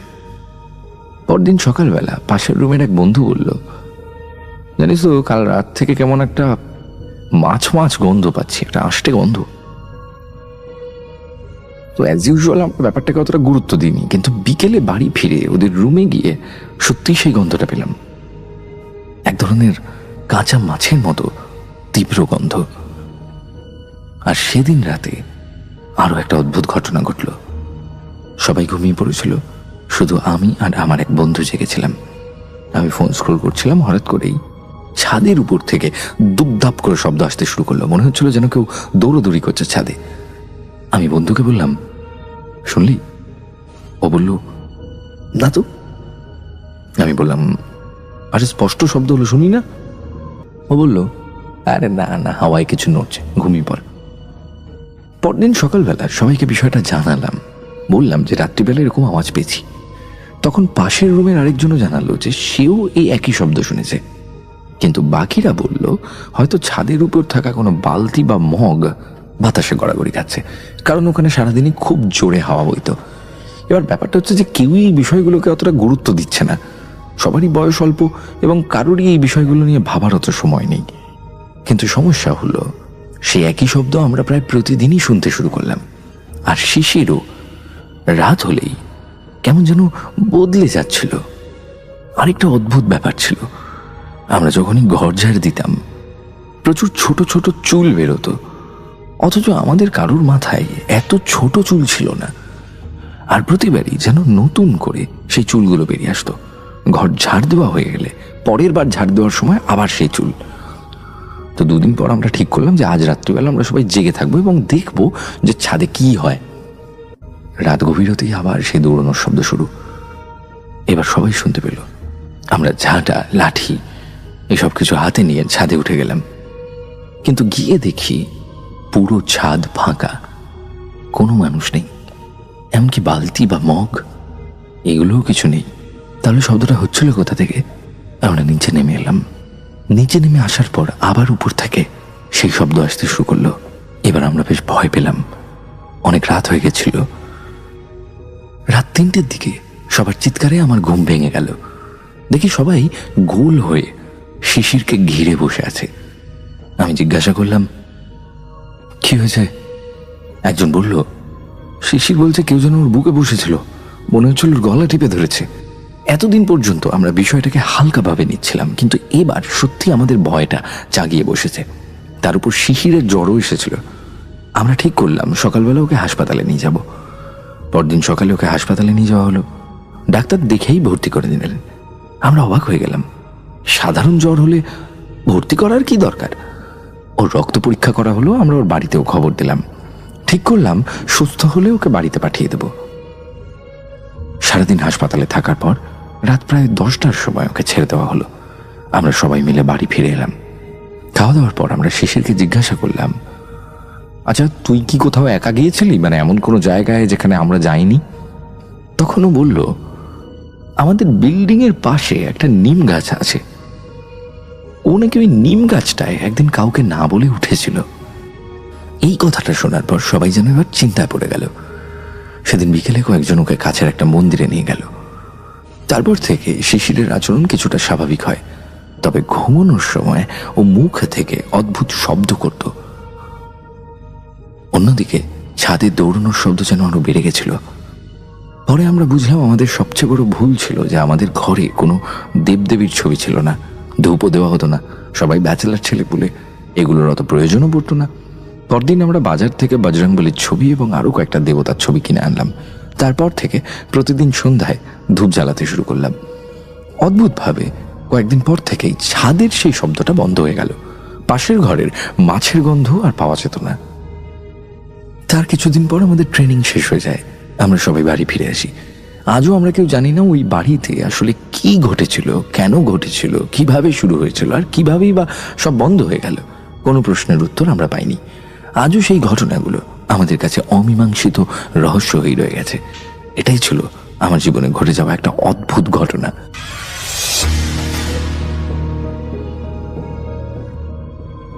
ঘটনাটা তানভীরের সাথে ঘটে 2010 সালে।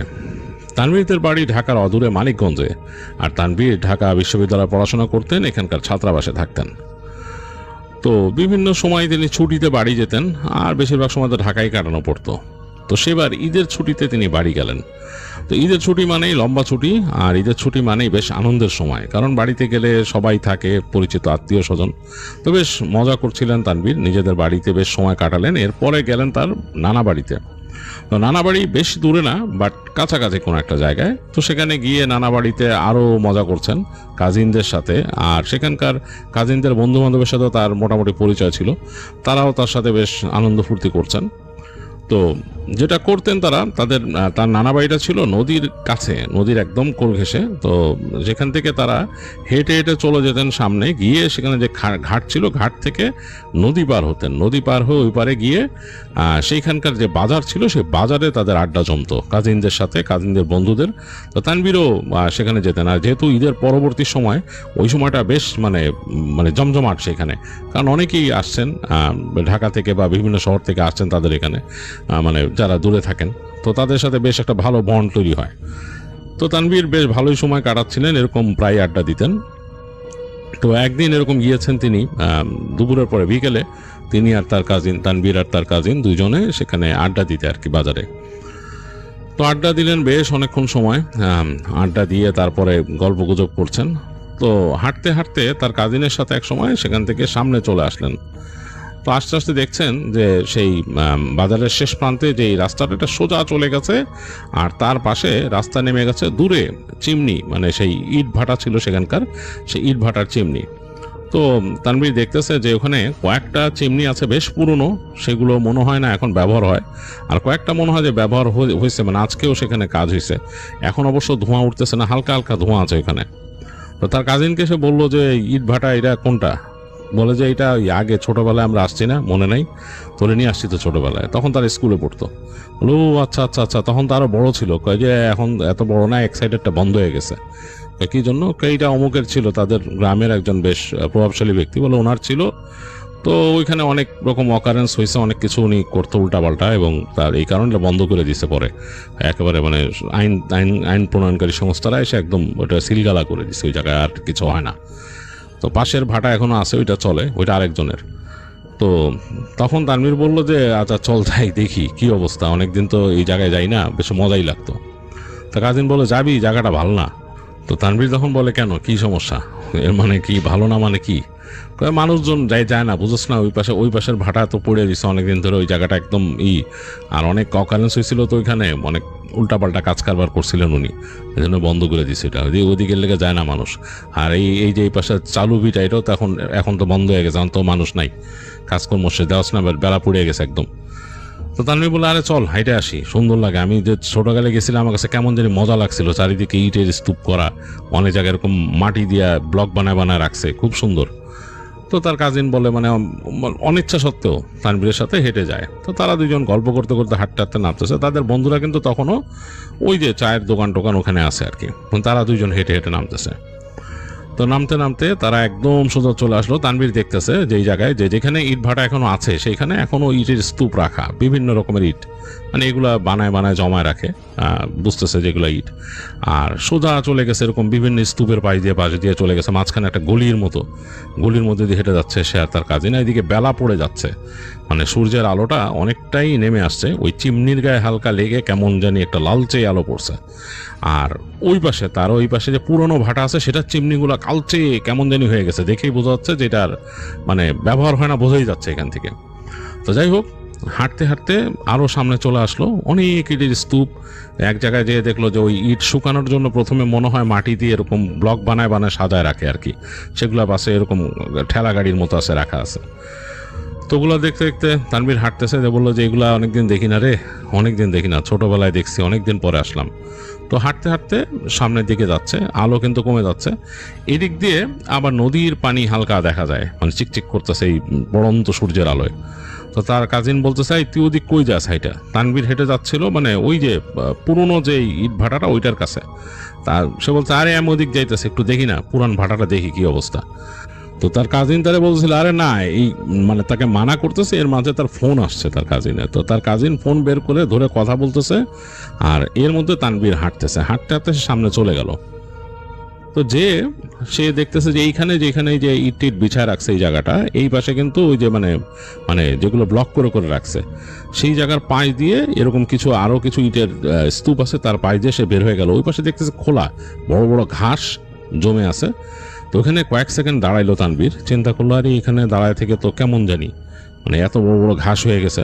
তারপর চিন্তা করলো আরে যাই না, সামনে যেয়ে দেখি, ছোটবেলায় তো দেখছি ওইখানেও মানে কাজ হয়, কি সুন্দর ছিল। তো সে হাঁটা ধরলো, আর তার কাছে একটু কেমন জানি লাগে, তানভীরের কাছে আসলে এই ধরনের পুরানো জিনিস বা এরকম কোনো স্থাপনা পড়ে আছে দেখতে বেশ ভালো লাগতো তানভীরের কাছে, মানে সে খুব ইন্টারেস্ট ফিল করতো এগুলোতে। যাই হোক, সে হেঁটে যাচ্ছে ওই দিক দিয়ে, মানে একটা ছোট এরকম রাস্তার মতো। এইখানে আর কোনো ইটের স্তূপ নাই, কিছু নাই।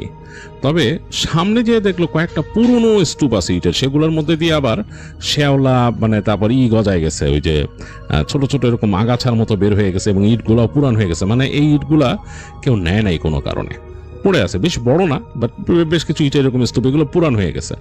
তো হাঁটতে হাঁটতে সামনে গেল, দেখলো যে ভাঙা ইট মানে যে আদলা এগুলো পড়ে আছে, সেগুলোর মধ্যে শ্যাওলা টাওলা হওয়া। তো হাঁটতে হাঁটতে সে সামনে যেয়ে দেখতেছে যে দূরে সেই একটা এরকম ঘর দেখা যাচ্ছে, এরকম কালো ঘর। এইটা সম্ভবত এইখান থেকেই মানে সব কার্যক্রম পরিচালনা করা হতো, আর সামনেই মনে হয় ভাটাটা। তো সে দেখে চিন্তা করলো যে যাই আমি একটু দেখে আসি। এদিকে কিন্তু সূর্যের আলো একদম পড়ে গেছে এদিকে। তো তানভীর হাঁটতে হাঁটতে ওই জায়গাটা চলে গেল, ওই ঘরটার কাছে। বোঝা গেল যে এইখানে কার্যক্রম হইতো, কাজ টাজ হইতো। সে হাঁটতে হাঁটতে সামনে যে ওইখানে ভাটা, মানে এরকম মানে যে জায়গাটার মধ্যে ইট মানে পোড়ানো হয়, সাজা সাজা রাখা হয়, ভাটার জায়গাটায় চলে গেল। তো ভাটার কাছে আস্তে আস্তে সে হঠাৎ করে দেখলো ওখানে একটা ছাউনির নিচে একটা মেয়ে দাঁড়ানো। মেয়েটা লাল একটা শাড়ি পরা, মানে লাল রঙের একটা শাড়ি পরা, মাথার মধ্যে ঘুমটা টেনে রাখছে এবং তার চোখ দেখা যাচ্ছে। ঘুমটা যে টানছে সে এরকম সামনে নিয়ে আসছে, তার চোখ দুটো দেখা যাচ্ছে।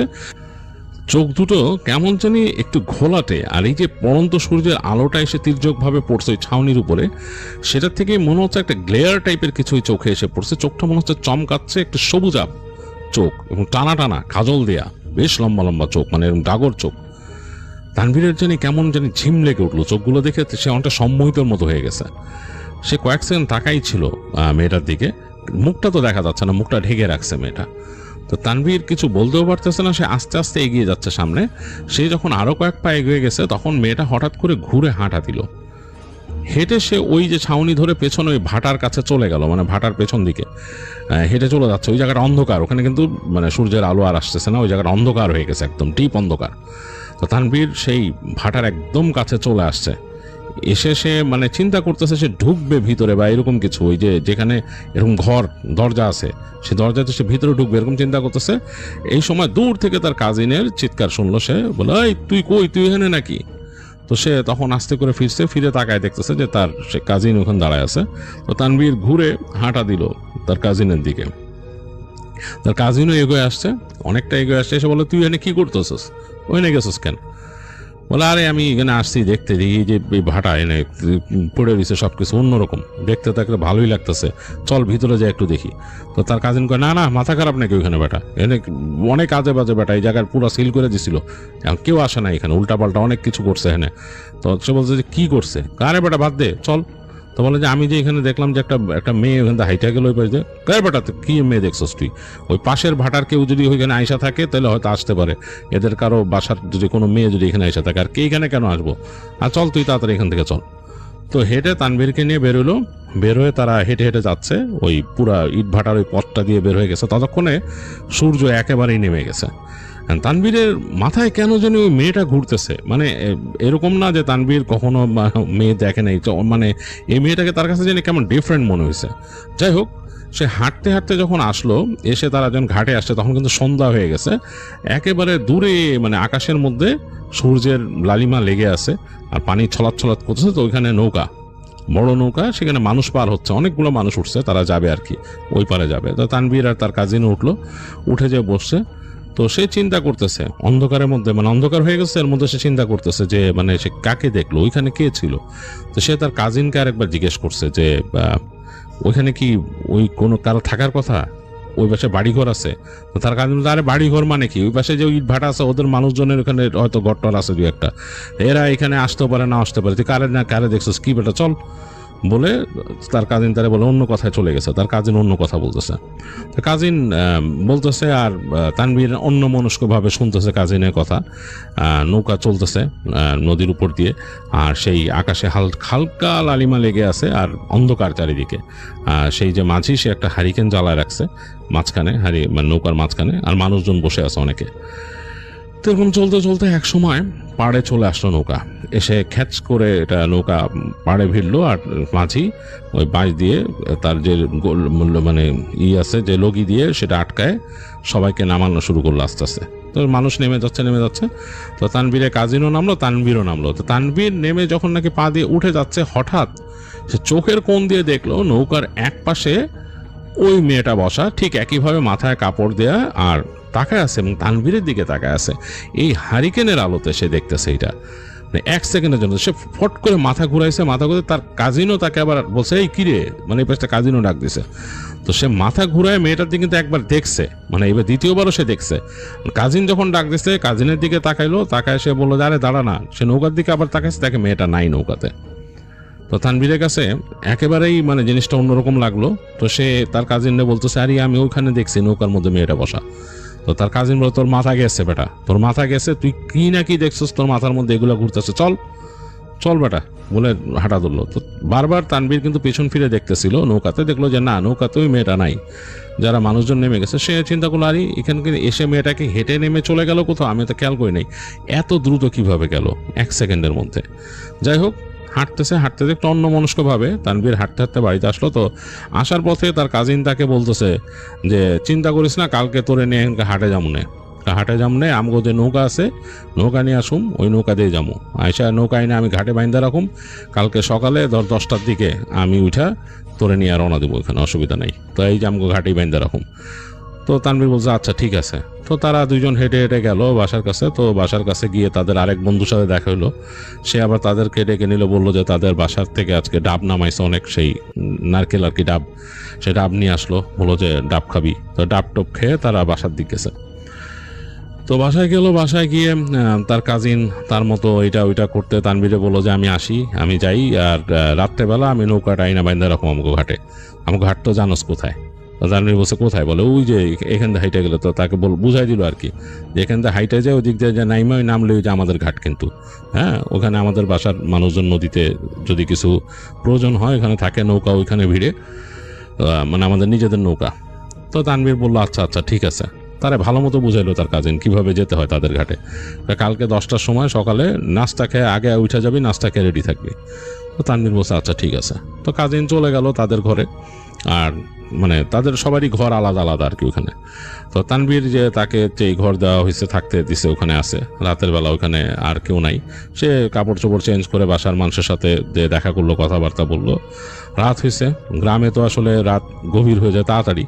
তো সে তার রুমে আসলো, এসে শুয়ে পড়ছে, ক্লান্তি লাগতেছে অনেক, আর ভাবতেছে যে আজকে কই কই গেলাম, কি দেখলাম, এত হাঁটাহাঁটি করলাম, মানে বেশ ক্লান্তি লাগতেছে।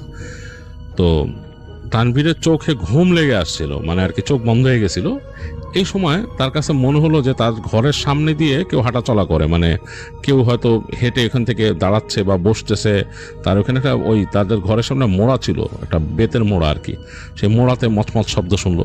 তো তানভীর চিন্তা করছে রাতের বেলা তো এখানে কেউ থাকার কথা না, তাকে যে ঘরটায় থাকতে দিয়েছে এটা হচ্ছে তাদের এক্সটেনশন কাচারি ঘর আর কি, মানে মেহমান টেহমান আসলে থাকে আর কি। কেন দেখা যায় ঘরের খুব বেশি যে নাম্বার আছে তা না, এই কাচারি ঘর এক্সটেনশন, এবং এটা বেশ ভালো। এবং এইটা মোটামুটি তাদের মূল যে বসত, মানে অন্যান্য ঘরগুলোর থেকে একটু দূরে আর কি এই সাইডে। আর তানভীরও এটা লাইক করে, তানভীর ওখানে যে মানে মামাদের সাথে থাকতে চায় না, এই ঘরটাই থাকতে চায়, একলা থাকে, চিন্তা নাই।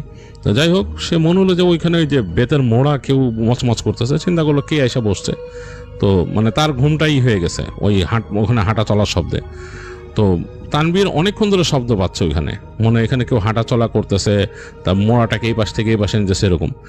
আর তার যেহেতু ঘুম ভেঙে গেছে, এখন আর ঘুম আসতেছে না, তার অস্বস্তি লাগতেছে, সে এপাশ ওপাশ করতেছে।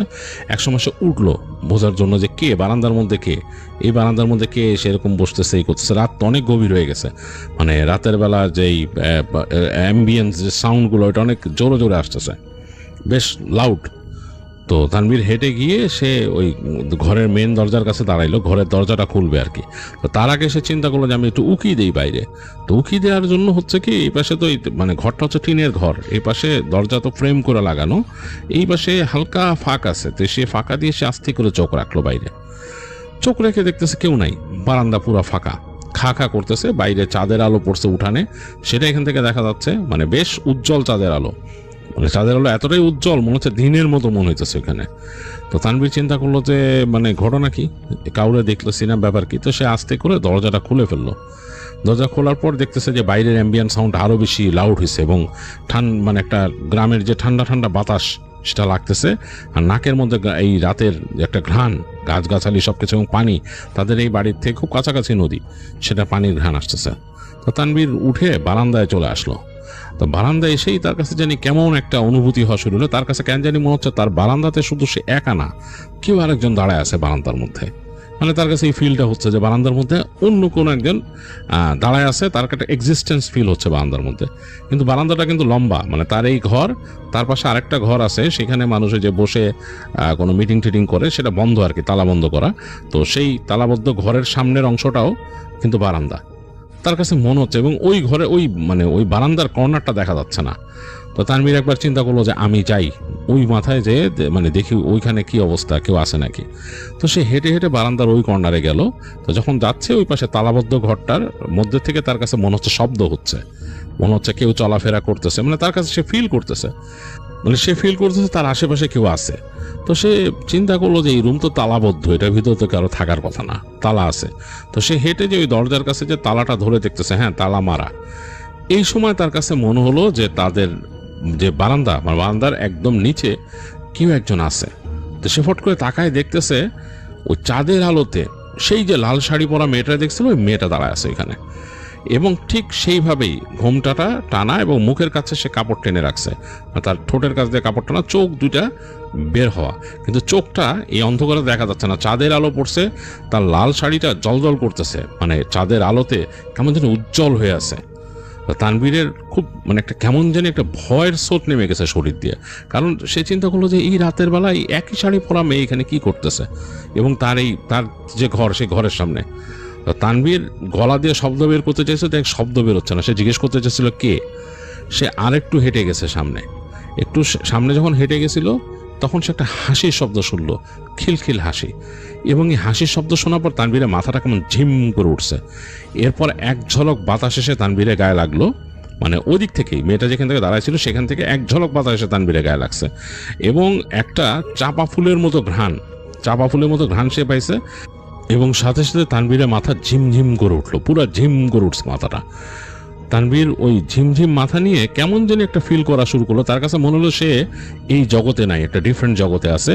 আর সে ওই মেয়েটাকে দেখতেছে, মেয়েটার শাড়িটা মনে হচ্ছে উজ্জ্বল রং, মানে চাঁদের আলো পড়ে মনে হচ্ছে জল জল করতেছে, মনে হচ্ছে যে একদম আলো ঠিকরে বেরিয়েছে শাড়িটার থেকে। তানভীর ওই মেয়েটার দিকে হেঁটে যাচ্ছে, আর মেয়েটা তার কাছে আসার সাথে সাথে ঘুরে গেল, ঘুরে হাঁটা শুরু করলো। তানভীর তাকে ফলো করা শুরু করলো। খুবই আশ্চর্যজনক ব্যাপার, তানভীর কিন্তু কিছুই বুঝতে পারতেছে না কেন সে ফলো করতেছে। আর তানভীরের কাছে কেন জানি মনে হচ্ছে তাকে তাদের যে ঘাট, বাড়ির ঘাট, সেখানে যেতে হবে, তাদের বাড়ির ঘাটে যেতে হবে। সে একেবারে লোকেশনটা তার মাথায় ঘুরতেছে, তার কাজিন তাকে কিভাবে যেতে বলছে। সে ঠিক ওইভাবে হেঁটে যাচ্ছে, এবং সে দেখতেছে তার সামনে সামনে ওই মেয়েটা হেঁটে যাচ্ছে, এবং তার শাড়ি চমকাচ্ছে চাঁদের আলোতে। তো তানভীর হাঁটতে হাঁটতে চলে গেল তাদের বাড়ির ঘাটে। তাকে তার কাজিন যেভাবে বর্ণনা দিছিল ঠিক সেইভাবেই সে হেঁটে গেল, এবং সে তার সামনে সামনে কিন্তু ওই মেয়েটাও হেঁটে যাচ্ছে। হাঁটতে হাঁটতে তাদের বাড়ির ঘাটে এসে সে দেখতেছে তাদের একটা নৌকা আছে, বড় গহনা নৌকা, সেইটা ওখানে বাঁধা, এবং সেই নৌকার উপরে মেয়েটা উঠে গেল এখান থেকে, মানে তাদের ঘাট থেকে নৌকায় উঠে গেল মেয়েটা। তানভীরও কোনো কথা বলে নৌকায় উঠলো, এবং তানভীর নিজেই নিজের অজান্তে সেই নৌকার যে দড়ি সেটা খুলে দিল, ওখান থেকে নৌকাতে বাধা ছিল সেটাকে সে খুলে দিল, এবং স্রোতের টানে নৌকা আস্তে আস্তে বের হয়ে গেল নদীতে। তানভীরের কিন্তু কিছুই মানে মাথায় ঢুকতেছে না। সে দেখতেছে তার নৌকার অপর মাথায়, মানে মাঝখানে কিন্তু একটা ছই আছে, ছইটার ওই পারে ওই মেয়েটা বসে আছে। সে ভালো মতো বুঝতে পারতেছে না, আবছাভাবে দেখতে পাচ্ছে, মানে সে যেহেতু দাঁড়ায় আছে সে দেখতে পাচ্ছে যে ছইয়ের ওই পারে মেয়েটা যে বসছে, মেয়েটা ছইয়ের ভেতর দিয়ে ওই পারে যে বসছে, এবং তানভীর তাকে মোটামুটি মানে আবছাভাবে কিছুটা ছইয়ের জন্য দেখতে পাচ্ছে না, কিছুটা দেখতেছে তার মাথাটা। এবং তানভীর এক পর্যায়ে নিজেই নিজের অজান্তে সে মানে ওইখান থেকে বৈঠাটা নিয়ে নৌকা বাওয়া শুরু করলো। নৌকা চলতেছে, এবং তানভীর জানে না সে কোথায় যাচ্ছে, সে নৌকা বাচ্ছে। এখন নৌকা বাইতে বাইতে এক সময় তানভীর খেয়াল করলো যে সে ওই যেই ঘাট থেকে তাদের যে নৌকা নদী পার হয়েছিল সেই ঘাটের কাছে চলে আসছে, এবং সে নিজের অজান্তেই নৌকা বাইতে বাইতে একেবারে ঘাটের কাছে নিয়ে আসলো। ঘাটের কাছে এনে তার নৌকা দিয়ে খ্যাচ করে পাড়ে বিঁধল। এখন তানভীর কিন্তু বলে রাখা ভালো, তানভীর কিন্তু নৌকা বাইতে পারে। সে অতীতে অনেকবার নিজের নানা বাড়িতে এসে নৌকা নিয়ে ঘুরছে এদিক ওদিক, সে ভালোই নৌকা বাইতে পারতো। তো নৌকা সেই ওখানকার ঘাটে ঘ্যাচ করে ভিড়ল। ভেড়ার সাথে সাথে তানভীর নিজের অজান্তে মানে এটা আসলে সে একেবারে নিজের অটো রিফ্লেক্স থেকে করতেছে। সে তার নৌকাটার ভেতরে যে ওই গ্র্যাপেল ছিল সেটা দিয়ে সে ওই পাশে ছুঁড়ে মেরে আটকায় নৌকাটাকে টেনে ওই পাশে নিয়ে এসে নৌকাটাকে নিজের মতো ওইখানকার যে ঘাটের যে একটা এরকম খুঁটির মতো আছে খুঁটির সাথে বাঁধলো। বেঁধে সে নেমে তাকায় দেখতেছে যে ওই মেয়েটা হেঁটে যাচ্ছে সামনের দিকে, আর সে ওই মেয়েটাকে ফলো করে হাঁটা শুরু করলো। হাঁটতে হাঁটতে তানভীর চলে আসছে কোথায়, সেই যে পুরনো যেই ইট ভাটা ছিল সেই ইট ভাটার ওইখানে। এখানে এসে তানভীরের কাছে মনে হলো তার জগৎটা আরো পরিবর্তিত হয়ে গেল। সে চাঁদের আলোটারে আরো ডিফারেন্ট ভাবে দেখতেছে। তানভীর যে একেবারে মানে নিজের মধ্যে নাই তা না, সে কিন্তু সে বুঝতেছে, সে হাঁটতেছে, সে যে ইট ভাটায় আসছে এটা সে বুঝতেছে, কিন্তু তার কাছে মনে হচ্ছে এই জগৎটাই আরেকটা জগৎ। মানে সবকিছু কেমন জানি গ্লো করতেছে, চকচক চকচক করতেছে, অন্যরকম। তো সেই ইট ভাটায় ঢুকে তার কাছে কেন জানি মনে হচ্ছে যে এটা অন্য একটা জগৎ। এবং হেঁটে হেঁটে ওই মেয়েটা হেঁটে যাচ্ছে, সে পেছনে পেছনে হেঁটে যাচ্ছে। হাঁটতে হাঁটতে চলে গেল একেবারে মাঝখানের একটা জায়গায়, এবং সেইখানে সে দেখলো অনেকগুলা মানুষ দাঁড়ানো, এবং সেই মানুষগুলা ডিফারেন্ট, মানে স্বাভাবিক যে মানুষের যে একটা আচরণ থাকে সেরকম না, তারা কেমন জানি গোল হয়ে দাঁড়ায় আছে। এবং মেয়েটা হেঁটে যে ঠিক তাদের মাঝখানে চলে গেল। মেয়েটা ওখানে দাঁড়াইছে, তাকে ঘিরে ওই মানুষগুলো দাঁড়াইছে, আর তানভীর আস্তে আস্তে হেঁটে সামনে যাচ্ছে, আস্তে আস্তে হেঁটে সামনে যাচ্ছে। তার মানে মাথাটা মনে হচ্ছে যে কেমন জানি ঘুরতেছে, তার মানে নর্মাল সেন্সের মধ্যে সে নাই। সে হাঁটতে হাঁটতে একেবারে চলে গেল সেই মানুষগুলোর মাঝখানে। এই মানুষগুলোর মাঝে এসে সে যখন দাঁড়াইলো, তখন তার কাছে মনে হচ্ছে সে আরেকটা স্বপ্নের লেয়ারে চলে আসছে। মানে এখন তার কাছে সবকিছু মনে হইতেছে যে সে স্বপ্নে দেখতেছে এরকম। মানে তার মনে হচ্ছে যে হুঁশটা অন্যরকম হয়ে গেছে। মানে সে এখন আর নিজের বাস্তবে নেই। মানে মানুষ যখন ঘুমের ডিপ অংশে চলে যায় সেরকম, তখন যখন মানুষ স্বপ্ন দেখে ঠিক ওরকম একটা অবস্থার মধ্যে আছে। মানুষগুলো হাঁটা শুরু করলো সামনে, তানভীরও তাদের ফলো করে করে হাঁটতেছে। হাঁটতে হাঁটতে তারা চলে গেল। তানভীর দেখতেছে ধোঁয়া ধোঁয়া ভাবে, এবং মানে প্রত্যেকটা জিনিসের মানে বর্ডার লাইন হচ্ছে উজ্জ্বল, মানে যে কোনো জিনিসের প্রান্ত হচ্ছে উজ্জ্বল, আর বাকিগুলো ধোঁয়া ধোঁয়া টাইপের। সে হেঁটে হেঁটে দেখলো যে সবাই চলে গেছে একটা যে ঘর, ওইখানে ওই যে সে দেখছিল ভাটা, মানে যেখানে মানে ইট পোড়ানো হইতো যে ভাটা, সেই ঘরের দিকে সব যাচ্ছে। এবং যে দেখলো যে প্রত্যেকে ঢুকে যাচ্ছে সেখানে, সেই যে দরজা দিয়ে ঢুকে যাচ্ছে। তো তানভীরও হেঁটে হেঁটে ওখানে যাওয়া শুরু করলো। একদম সে কাছাকাছি চলে আসছে, সে ওই ঘরের মধ্যে ঢুকবে। সে ঘরের কাছাকাছি যাবে, এই সময় সে পিছন থেকে চিৎকার শুনলো। মানে মনে হচ্ছে যে একাধিক মানুষের চিৎকার দূর থেকে আসতেছে। এই আপনি কে, আপনি কেডা, এইখানে কি যান, এরকম করে ধমকাচ্ছে কে জানি। দূর থেকে মনে হচ্ছে তানভীরের কাছে আসতেছে। তো তানভীরের কিন্তু হুঁশ নাই, সে হেঁটে যাচ্ছে, সে ঢুকে যাবে ঘরটার ভিতরে। এই সময় সে শব্দ পেল, ধুপ ধুপ ধুপ ধুপ দৌড়ের শব্দ, মনে হলো দৌড়ে আসতেছে কেউ। তার পেছন দিক থেকে আসতেছে দৌড়ানোর শব্দ, মানে দৌড়ায় কেউ আসতেছে, এবং একাধিক পা। কিন্তু তানভীর এই শব্দটা শুনতেছে মনে হচ্ছে দূর থেকে কেমন জানি, মানে খুব ক্লিয়ার না, সাধারণ মানুষ যেভাবে শুনে সেরকম না।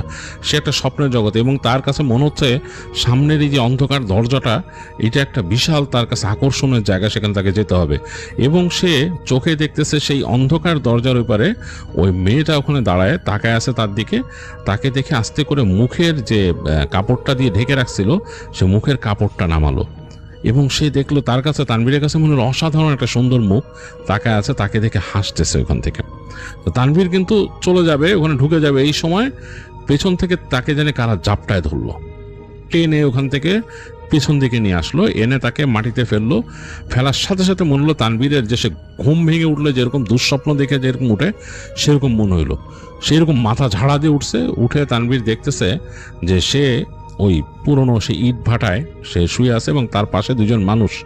তারা বলছে, এই মেয়ে আপনি কি রাত্রেবেলা কি এখানে করতে গাইছেন, কি ব্যাপার, এখানে কি করতেন মেয়ে, আপনি তো যাইতেন এখন। তো মানে তানভীর বলছে, মানে আমি যাইতাম, মানে আমি কোথায়, আপনি পুরান ইট ভাটায় মেয়ে, আপনি এখানে কিল্লে গাইছেন, করতে গাইছেন, তারা বলতেছে। তো তানভীর বললো যে আমি জানি না আমি করতে গাইছি। তো তারা মানে নিজেদের দিক তাকাইলো, বলে এদিকে আসেন। তানভীরে নিল, নিয়ে বলে হাঁটতে পারবেন? তানভীর বলে হ্যাঁ পারবো, কিন্তু সে হাঁটতে পারতেছে, চলতেছে তানভীর। তো যাই হোক, তাকে ধরে ধরে ওই দুইজন মানুষ নিয়ে আসলো, হেঁটে হেঁটে নিয়ে আসলো। দেখলো যে ওই রাস্তা দিয়ে পুরানো ইট ভাটার বাইরে নতুন ইট ভাটা ওখান থেকে আনলো, এনে হাঁটতে হাঁটতে সোজা নিয়ে দেখলো যে ওইখানে ঘর আছে, একটা টানা ঘর। সেইখানে মনে হয় কিছু শ্রমিক থাকে, এবং তার পাশে ট্রাক থামানো, সে ট্রাকের কাছে মানুষজন ইট উঠাচ্ছে। তো সেইখানে নিয়ে আসলো। তো আনার পরে এনে বলতেছে, এই যে এরা দেখতো কই থেকে আইছে, কই থেকে এখানে ওই ওই ওই ইট ভাটার হয়ে গেছিল পুরানো, এনে ভাটার মধ্যে ঢুকতেছে ভূতের আখড়ার মধ্যে। তো সাথে সাথে ওখানকার মানুষ আর দু একজন আসলো, বললো ভাই আপনি কই থেকে আইছেন, কি ব্যাপার? তানভীর বলতে পারতেছে না, সে বলে আমরা বসতে দেন, পানি দেন। তো তারা তাকে বসতে দিল, পানি খেতে দিল। তো তানভীর পানি খেলো, তার মুখে পানি ছিটাইলো। তো তানভীর বললো যে আমি জানি না আমি কেমনে আসছি।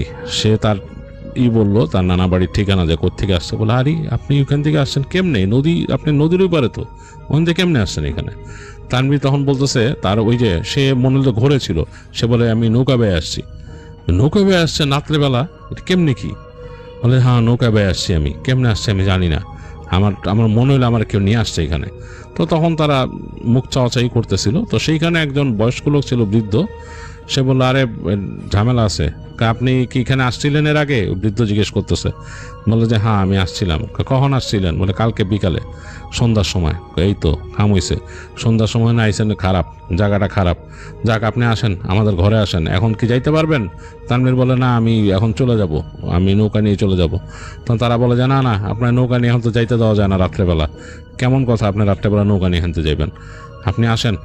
নিয়ে তাকে ওদের ঘরে নিয়ে গেল, বসাইলো এবং বললো নাম্বার টাম্বার আছে আপনার কাছে? তো তানভীরের সাথে তো মোবাইল টোবাইল কিছু নাই, সে তো এমনি চলে আসছে। তো সে মনেও করতে পারতেছে না, তারপর অনেক কষ্টে তার কাজিনের নাম্বারটা মনে করলো, মনে করে বলল।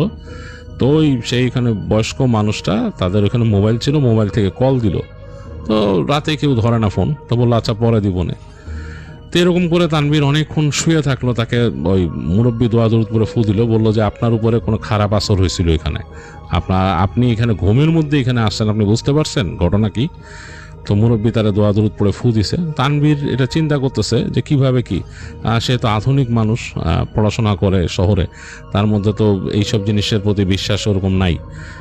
তারপরও সে নিজেই অবাক হয়েছে যে কিভাবে সে স্বপ্নের মধ্যে এখানে আসছে, বা মানে স্লিপ ওয়াকিং এর মতো এখানে চলে আসছে, তা আবার নৌকা বেয়ে আসছে। তো যাই হোক, দেখা গেল যে মানে ফজরের আজানের পরে আরো অনেকক্ষণ পরে তাদের মোবাইলে, ওই লোকটার মোবাইলে কল আসলো যে কেউ কল দিছিলেন নাকি। তখন সে বলল যে হ্যাঁ কল দিছিলাম, আপনার কি এটা কাজিন? সে এরকম রাত্রেবেলা এখানে ইট ভাটার এখানে চলে আসছে এরকম বললো। তো শুনে তো সবাই ওখানে অবাক হয়েছে। তো যাই হোক, তানভীরের মধ্যে অনেক টায়ার্ড হয়ে গেছিল, সে ঘুমাইছে ওখানে। আর সেই বৃদ্ধ মানুষটা তাকে বলছে যে আমি আসি, চিন্তা করেন না। তো ঘুমাই গেছে। তো তানভীর যখন ঘুম ভাঙে তখন দেখে যে তার কাজিন আসছে এবং তার সাথে আরো তার মামা, আরো মানুষজন 2-1 আসছে। এসে তাকে নিয়ে বলে কি ব্যাপার কি, তারা জিজ্ঞেস করে কেমনে আসছস? তো কাজিনকে সে বলে যে আমি এরকম এরকম নৌকায় করে আসছি। তার মামাকে বলে যে মামা আমার মাথাটা কেমন জানি করতেছে। আসলে তানভীরের মাথা কেমন করতেছিল। তো যাই হোক, তানভীরকে বাসায় নিয়ে আসে তারা। বাসায় নিয়ে এসে তাকে দেখে যে তার তখনও ওরকম খারাপ লাগতেছে। আর তানভীর বাসায় আসার পরও জানি তার মনে হচ্ছিল তার ঘরের বাইরে কে তাকে দাঁড়ায় দাঁড়ায় দেখতেছে, এটা তার মনে হচ্ছিল সারাক্ষণ। এবং সেই ব্যাপারটা তখন তার মামাকে জানায়, এবং মাথা তুলতে পারতেছিল না, সে এত ভারী হয়ে গেছে, মাথাটা তুলতে পারে না, মানে শরীরটা মনে হচ্ছে অনেক ভার। তো মামা বললো যে এটা তো টেনশনের ব্যাপার, ঘুমের মধ্যে এইভাবে গেছে এই ঘটনা। তো তার কাজিনরা বলে কি কই কই গেছিলি? কাজিন বলে গতকাল এরকম গেছিলাম।